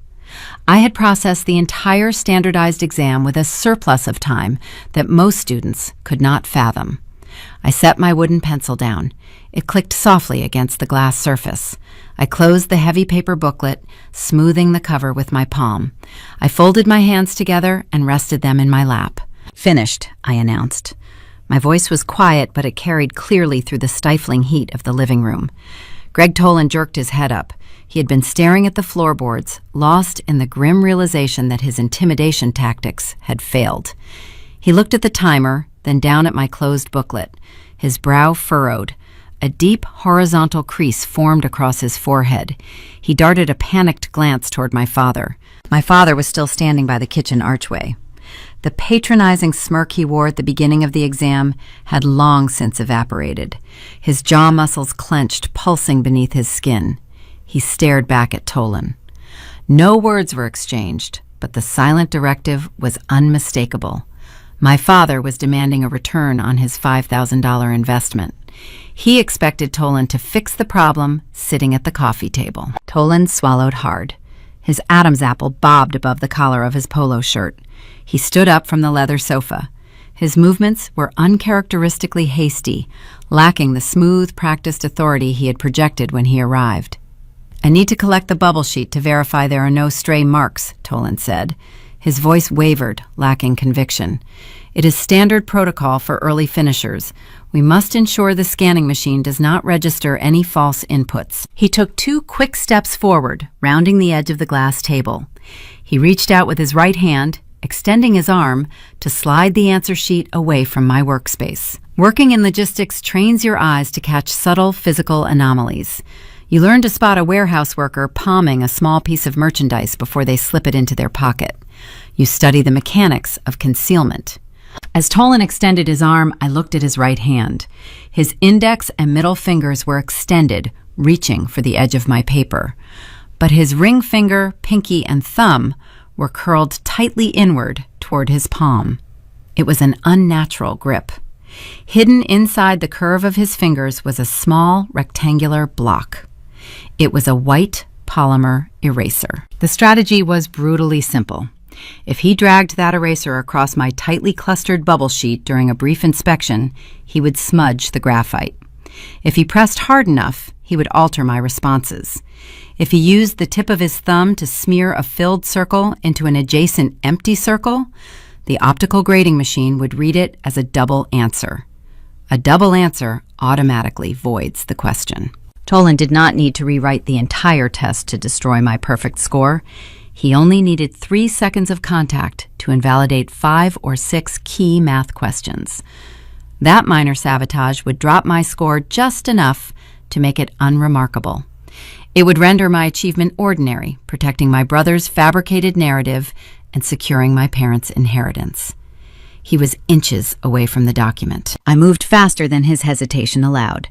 I did not pull the paper toward my chest. I did not snatch it off the table. Snatching the document would tear the delicate edges and give them an excuse to declare the test damaged and invalid.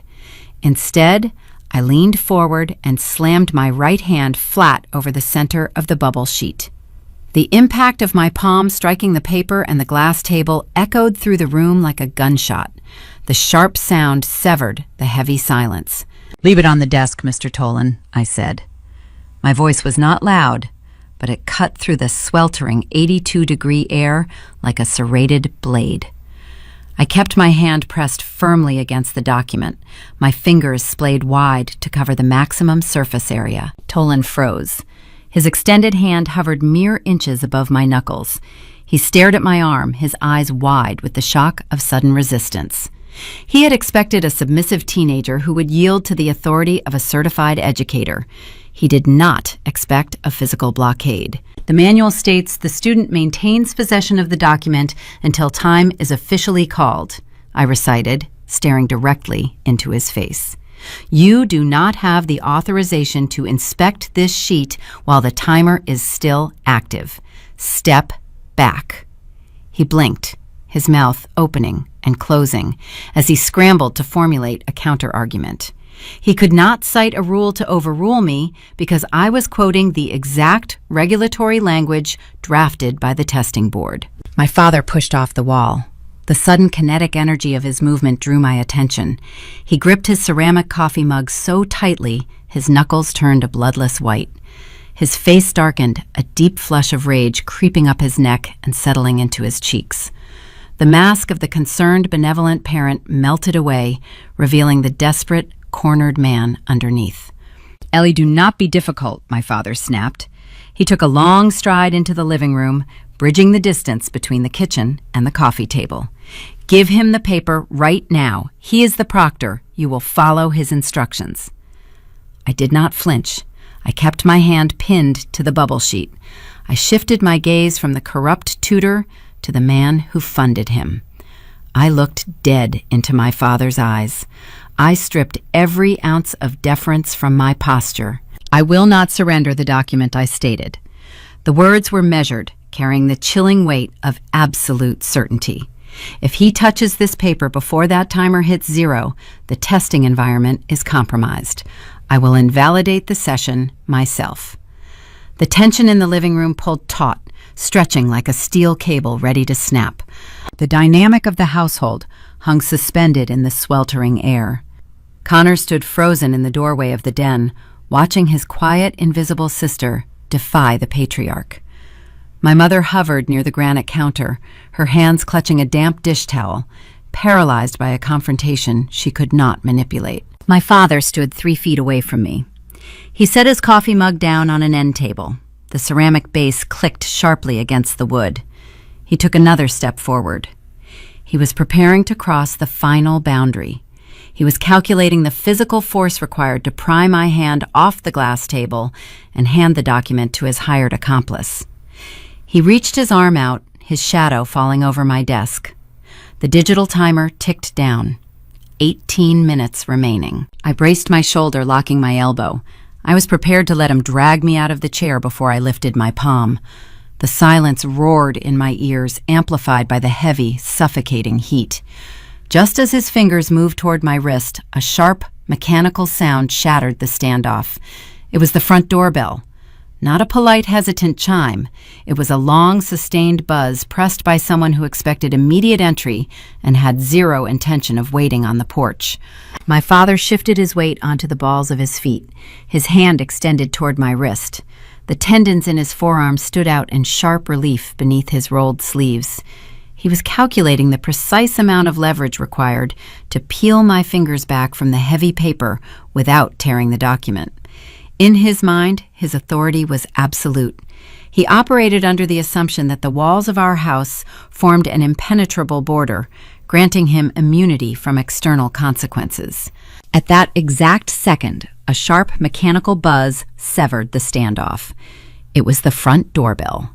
The sound did not chime with a polite, welcoming melody.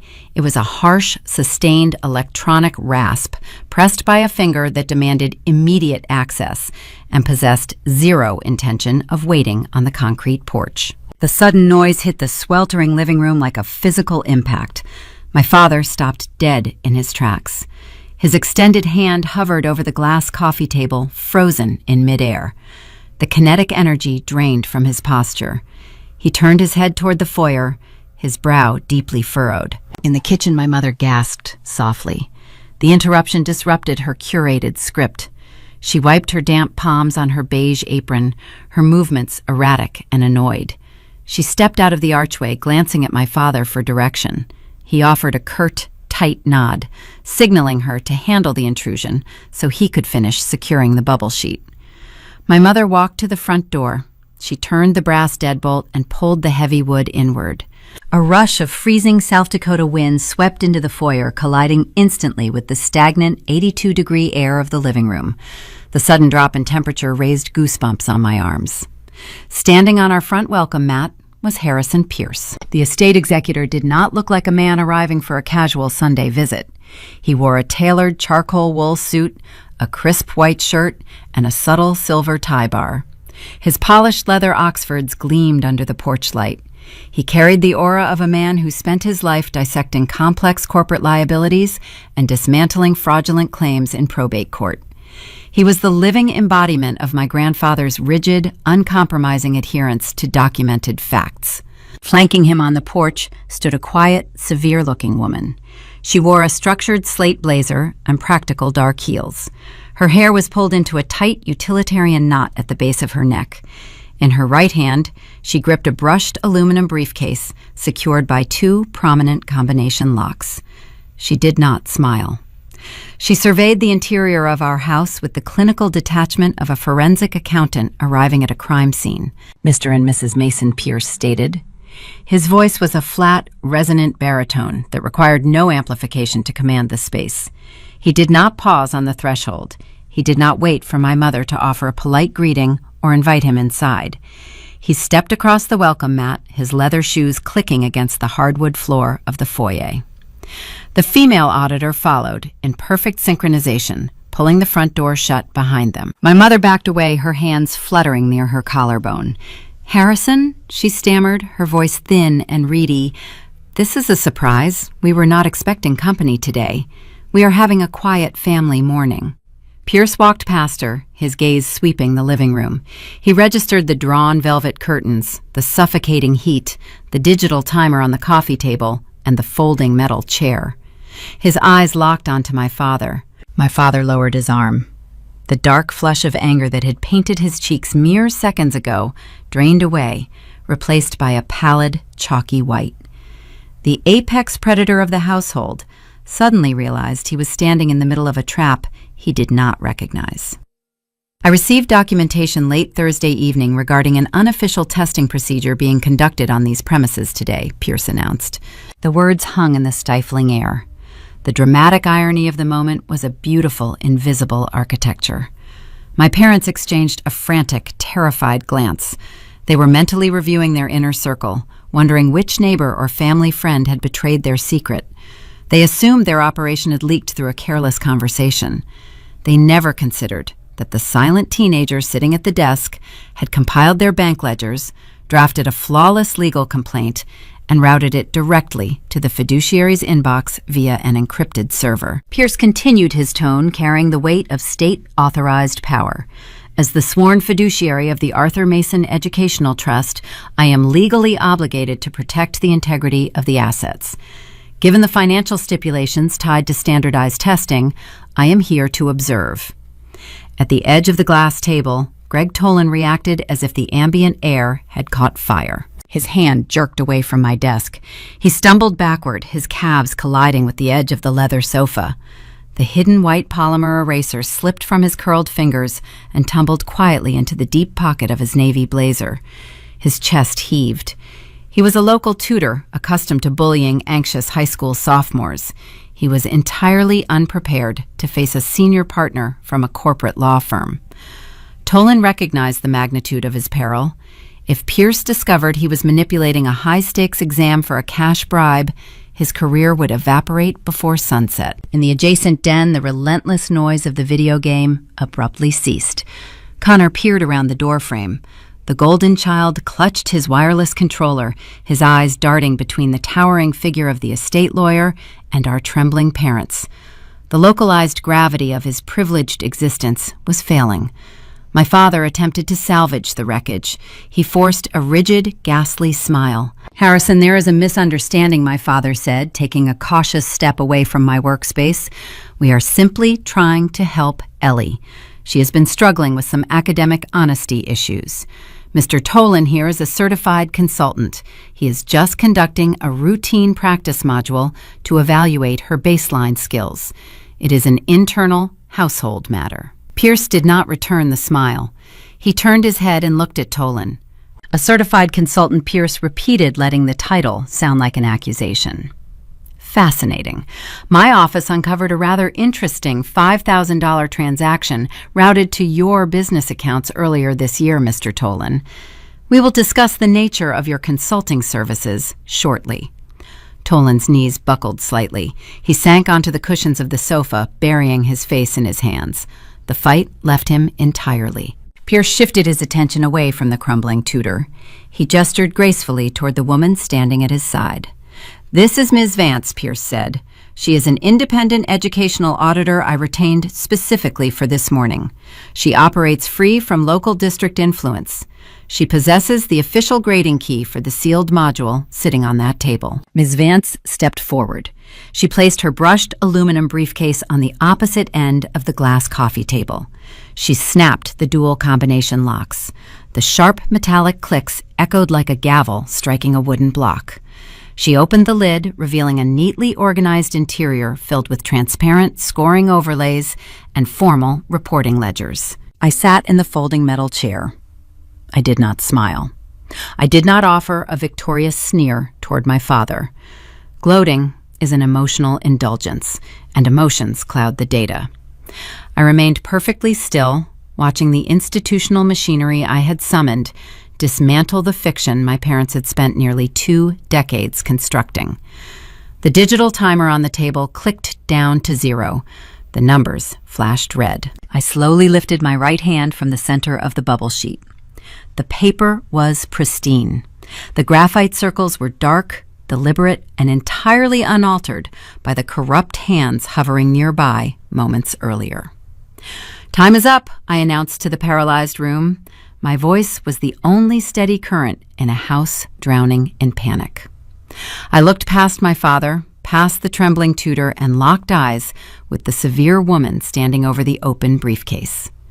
"Ms. Vance," I said, "the document is yours." The room held its collective breath. The suffocating heat of the 82-degree living room seemed to solidify, pressing against our shoulders like a physical weight. Ms. Vance moved with the deliberate, unhurried grace of a seasoned technician. She stepped away from Harrison Pierce and approached my folding metal chair. Her dark heels clicked in a steady rhythm across the hardwood, transitioning to a soft thud as she stepped onto the woven area rug. I slid my hand away. The paper lay exposed, pristine and heavy with graphite. Ms. Vance picked it up by the edges, handling the bubble sheet with the careful reverence usually reserved for forensic evidence. She carried it over to the glass coffee table, placing it flat next to the digital timer that now displayed a blinking 0. My father stood rigidly near the kitchen archway. The arrogant swagger he carried throughout my childhood had evaporated, leaving behind a hollow, terrified shell. He gripped his favorite ceramic coffee mug with both hands. His knuckles glowed bone white against his strained skin. He was a man watching a lit fuse approach a powder keg, entirely incapable of stomping out the spark. Greg Tolan looked like a cornered animal. He shifted his weight on the plush cushions, his eyes darting frantically toward the kitchen window and the back door. He was desperately mapping an escape route, calculating the social and legal cost of simply standing up and running away. He remained seated, trapped by the commanding presence of the estate executor, blocking the main exit. Ms. Vance reached into her brushed aluminum briefcase. She retrieved a clear acetate grading overlay. The plastic sheet was printed with precise red circles corresponding to the correct answers for the specific test module I had just completed. She held the overlay by the top corners and lowered it onto my bubble sheet. She aligned the black printed registration marks on the edges of the paper with the crosshairs on her plastic key. The materials rubbed together, creating a faint, dry, static sound that echoed in the paralyzing quiet. The furnace had finally clicked off, having satisfied the thermostat setting.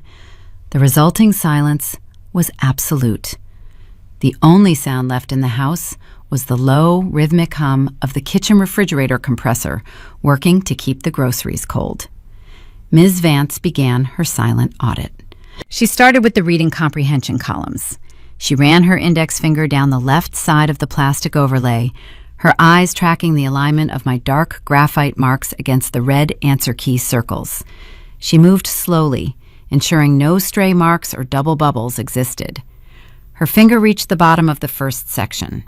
She did not pause to make a correction. She flipped the answer key to the second page. My father pressed the rim of the coffee mug against his lower lip. He was praying for a deviation. He needed me to have cracked under the pressure. He needed the 82-degree heat and the blaring video game noise to have derailed my focus. A handful of errors would drop the score.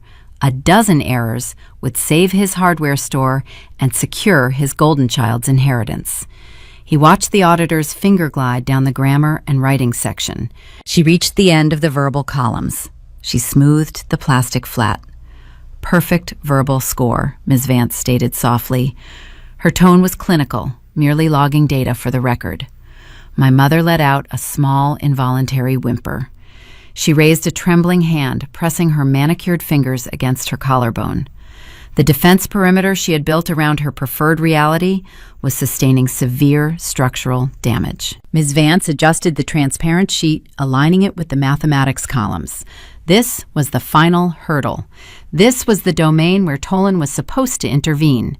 She checked the multiple choice equations. Her finger traced the descending path.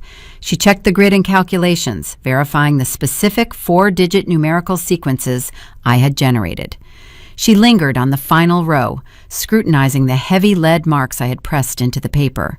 The air in the living room grew so thin I could feel my pulse beating in my throat. I sat perfectly still in the metal chair. I did not lean forward to inspect the results. I knew my math. The numbers were the bones of my defense, and my foundation was unbreakable. Ms. Vance lifted the transparent grading key. She placed it carefully back into her aluminum briefcase. She picked up my bubble sheet, holding it by the bottom margin, and turned to face Harrison Pierce. 1600, the auditor announced. Her voice was entirely devoid of emotion, a sterile broadcast of verified truth. Flawless. The word hung suspended in the hot air. It did not just declare a test result. It rendered a final, binding verdict on the Mason family dynamic. Across the room, the biological machinery holding my father upright experienced a catastrophic failure. The muscles in his forearms gave out. His fingers went completely slack, releasing their death grip on the ceramic handle. The coffee mug slipped from his hands, succumbing to the pull of gravity. It felt like the moment dragged in slow motion. The mug tumbled downward, clearing the edge of his slacks. It collided with the solid oak floorboards right at the border of the woven rug. The ceramic shattered into a dozen jagged, irrecoverable pieces. The sharp, explosive crack of the impact ripped through the quiet house. Dark roast coffee sprayed outward in a radial pattern. The hot liquid splashed across the polished leather of his expensive loafers and soaked into the pristine white baseboards. He did not flinch. He did not jump back to avoid the scalding spray. He did not reach down to gather the broken shards. He just stared at the piece of paper in Ms. Vance's hand. His jaw hung loose. The color drained entirely from his face, leaving his skin a sickly, ashen gray. The casual, cruel authority he had wielded for 18 years lay in ruined fragments around his ankles. My mother covered her mouth with both hands, her eyes wide, with unadulterated horror. She was not looking at the spilled coffee. She was looking at the estate executor. She realized that Harrison Pierce had just witnessed the total obliteration of her curated narrative, the story she had carefully tended, the myth that Connor was the sole genius of the bloodline, while Ellie was the invisible disappointment, had just been incinerated by a single word from an independent authority. Pierce stood near the foyer, his posture rigid and commanding. He surveyed the broken cup, the stained floor, and the terrified parents. He absorbed the raw data of their guilt. They had spent my entire high school career minimizing my intelligence, locking me in the basement, and actively sabotaging my applications. They had framed me for academic fraud to steal my inheritance. And they had failed. The verified perfect score was no longer just a number on a page. It was a loaded weapon, and the safety was off. The truth had breached the perimeter, the locks were broken, and the executor was preparing to examine the rest of the ledger. They had lost the trust fund. But as Pierce reached into his tailored suit jacket and pulled out a manila folder of his own, my parents were about to learn that losing the money was only the beginning of their punishment. The smell of spilled dark roast coffee mingled with the dry heat of the furnace, creating a bitter, stifling aroma. My father remained frozen in place. He stared down at the jagged ceramic shards and the dark liquid seeping into the grout lines of the oak floorboards. The silence in the living room was thick and heavy, broken only by the sharp click of Harrison Pierce opening his leather portfolio.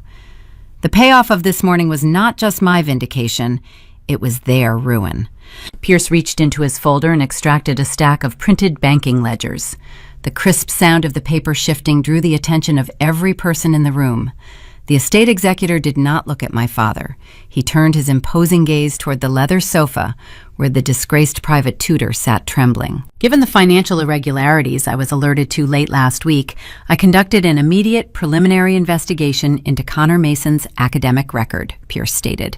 His voice resonated with the sterile authority of a courtroom judge. Toland shrank back against the cushions. He opened his mouth to speak, but no sound emerged. Bank ledgers confirm a $5,000 wire transfer routed directly to your business accounts.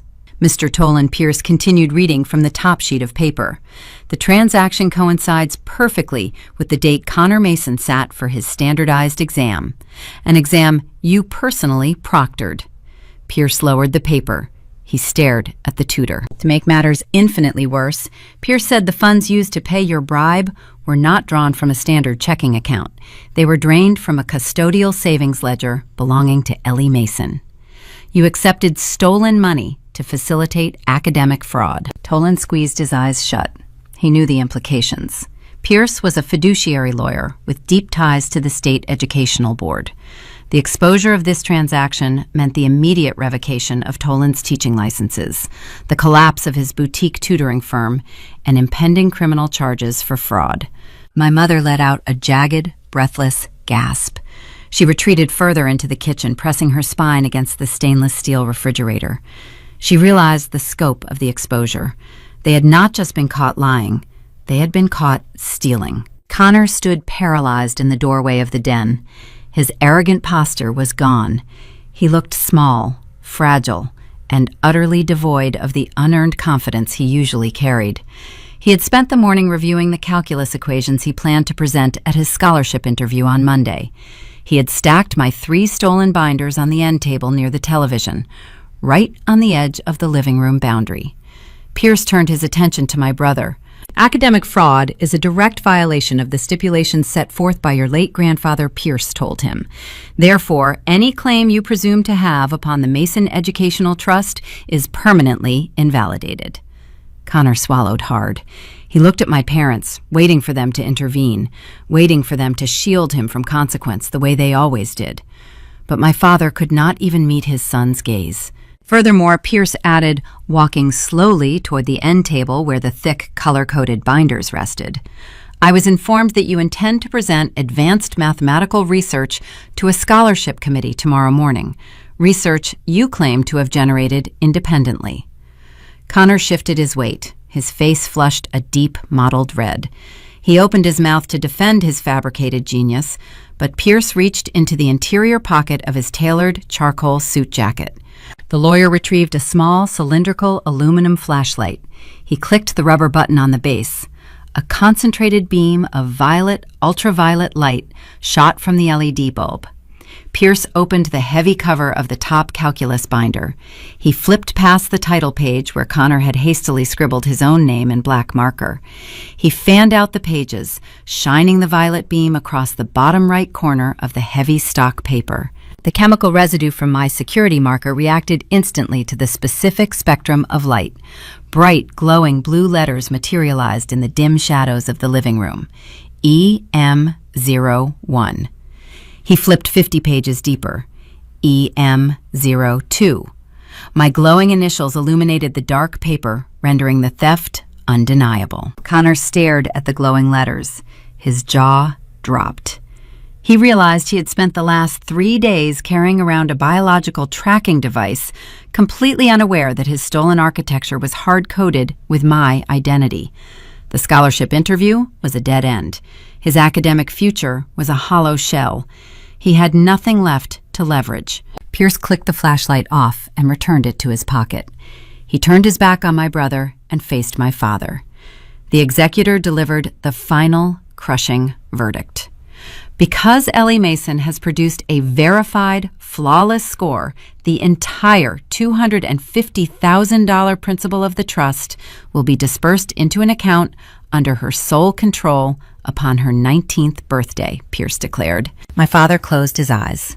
The financial lifeline he desperately needed to save his failing hardware store and his heavily mortgaged home was officially severed. And one final matter, Mr. Mason Pierce said, stepping closer to the puddle of spilled coffee. You are legally bound to repay the stolen $5,000 to your daughter. You will return those funds, with standard market interest, by the end of the current fiscal quarter. If you fail to reconcile that custodial account, I will personally file formal embezzlement charges against you with the county prosecutor. The house of cards did not just fall. It incinerated. The illusion of the perfect successful family burned to ash right there on the oak floorboards. My parents were facing financial ruin, public disgrace, and potential incarceration. Their golden child was exposed as a fraud, and the daughter they had spent 18 years trying to bury was walking away with $250,000 and an airtight exit strategy. I sat in the folding metal chair for one final moment, absorbing the profound shift in the atmosphere. The suffocating weight that had pressed down on my shoulders since childhood lifted, dissipating into the cold air rushing in from the foyer. I stood up. The metal legs of the chair scraped sharply against the floor. I reached into the front pocket of my denim jacket. My fingers brushed against the folded square of printer paper my father had handed me the night before. I pulled the extortion document out and held it up. My father opened his eyes. He looked at the typed confession, the physical proof of his willingness to destroy my life to save his own. I did not scream at him. I did not demand an apology. Apologies from manipulators are just new lies dressed in regret. I gripped the top edge of the paper and tore it straight down the middle. The crisp sound of ripping cellulose fibers echoed in the quiet room. I stacked the two halves and tore them again, reducing the threat to harmless quarters. I opened my hand and let the pieces flutter downward. They landed squarely in the puddle of dark roast coffee on the floor. I watched the brown liquid soak into the white paper, blurring the typed words, turning his grand ultimatum into wet garbage. I turned my back on the dining room. I walked past the trembling tutor, past my paralyzed mother, and past my ruined brother. I climbed the wooden stairs to my bedroom. I did not pack sentimental items. I grabbed my canvas duffel bag and filled it with my clothing, my laptop, and the encrypted thumb drive containing my secured academic life. I zipped the bag shut and slung the heavy strap over my shoulder. When I walked back down to the main floor, my parents were still standing amidst the wreckage of their living room. They did not speak to me. They did not try to stop me. They had no leverage left to pull. I walked out the front door. The freezing South Dakota wind hit my face, clearing the stale 82-degree air from my lungs. Harrison Pierce was waiting by his sleek black sedan parked at the curb. He opened the rear door for me. I slid my duffel bag across the leather seat and climbed inside. He drove me to the logistics firm. My manager, Marcus, had already set up a temporary cot in the spare room above the warehouse office. It was not a permanent home, but it was a secure staging ground. I had built a system that did not require my family's approval to function, and the math had balanced perfectly. That is my story. A perfect score they tried to erase, a fake confession I refused to sign, and a truth that shattered their reality the moment the auditor read the final column. If you are trapped in a family that demands you play small so they can feel big, stop arguing with them. Do not waste your breath defending your intelligence to people committed to misunderstanding you. Gather your data, keep your receipts, build your fortress in silence, and let the truth do the talking when the time comes. Drop a comment below if you have ever had to prove your own worth against the people who were supposed to support you. Hit subscribe so the next story finds you. I will see you next time. The sound of a shattering ceramic coffee mug is a brief, sharp, violent interruption of silence. But the destruction of a family is rarely so sudden. The collapse of the Mason household did not actually happen on a freezing Sunday morning under the watchful eye of an estate executor. That was simply the moment the bill came due.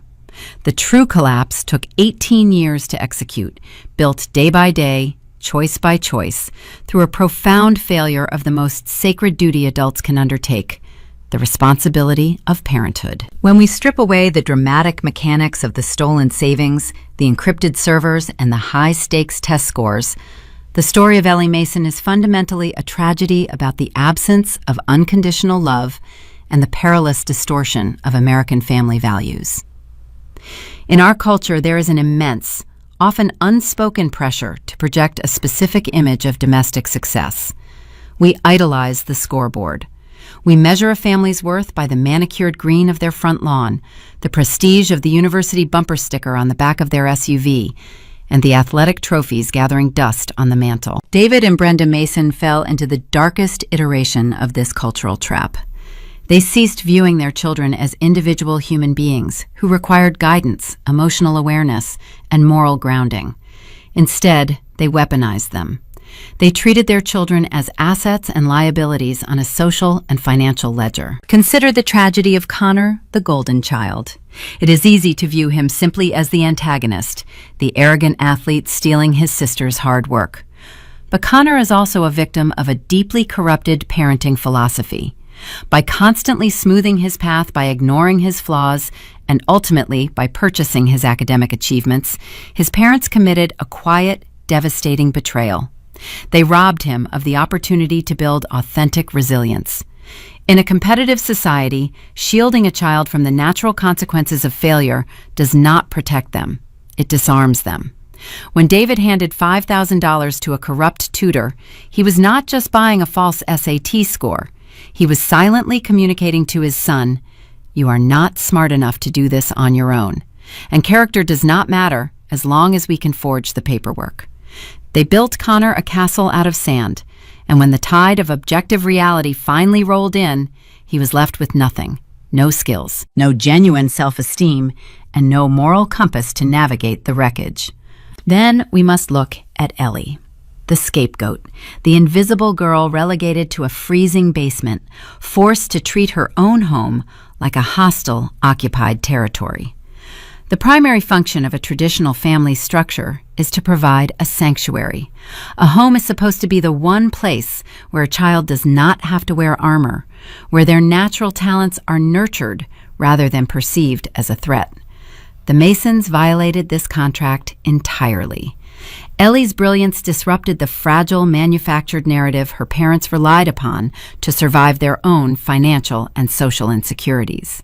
It is inspiring to witness a young woman utilize cold, systemic logic to outmaneuver her abusers. Her triumph is undeniably satisfying. But we must also acknowledge the heartbreaking reality that a teenager had to become a machine to survive the people who were supposed to cherish her. Ellie had to learn how to audit her own parents. She had to learn how to compartmentalize her pain, masking her emotions, to protect her future. A child should never have to encrypt their dreams to keep their mother from erasing them. A daughter should never have to record the metadata of a father's extortion attempt just to secure her right to an education. True parenting requires an emotional awareness that transcends ego. It demands fairness. It requires adults to look at their children and see them exactly as they are, honoring their unique trajectories, even if those paths do not align with the parent's specific desires or financial conveniences. Honesty is not just about telling the truth. It is about living in truth. The Masons lived in a fabricated reality, sustained only by systemic deceit and the suppression of the one person in their bloodline who possessed genuine merit. Arthur Mason, the grandfather, understood this. He recognized the rot spreading through the roots of his family tree. His trust fund was not merely a financial gift. It was a mechanism of pure, unfiltered accountability. He knew that math does not lie, even when the people you love do. He reached past the grave to provide the guidance and fairness his son was incapable of delivering. He forced the truth into the light, demanding that integrity be the only acceptable currency for reward. Stories like Ellie's resonate because they tap into a universal fear. The fear that the people designated to protect us might secretly be plotting against us. They remind us that the titles of mother and father must be earned through consistent, honorable action, not just claimed by biological default. If you have ever felt like an anomaly in your own home, if you have ever had to build a fortress of quiet competence to protect your worth from the people trying to diminish it, you know exactly how cold that basement feels. We tell these stories because the truth, no matter how deeply it is buried, always, eventually, finds the surface. If you see pieces of your own journey in these narratives, know that you are not alone. Keep your receipts, trust your own systems, and join our community by subscribing to Aura Vengeance, where we honor the silent victories of those who refuse to be erased. When the dust settles and the lawyers leave what remains of a family built on illusions. Imagine that Rapid City house the day after Ellie walked out the door with her duffel bag. The 82-degree heat has dissipated. The broken ceramic has been swept from the oak floorboards. But the stain of the spilled coffee remains in the grout, a dark, permanent reminder of the moment the fiction shattered. David, Brenda, and Connor are left sitting in the quiet ruins of a home they hollowed out themselves. They have no one left to blame, no one left to hide behind, and no one left to steal from. We are all architects of the families we cultivate. Every choice we make, every truth we honor, and every lie we tolerate lays another brick in the foundation of the lives our children will inherit. Look around your own living room. What kind of structure are you building?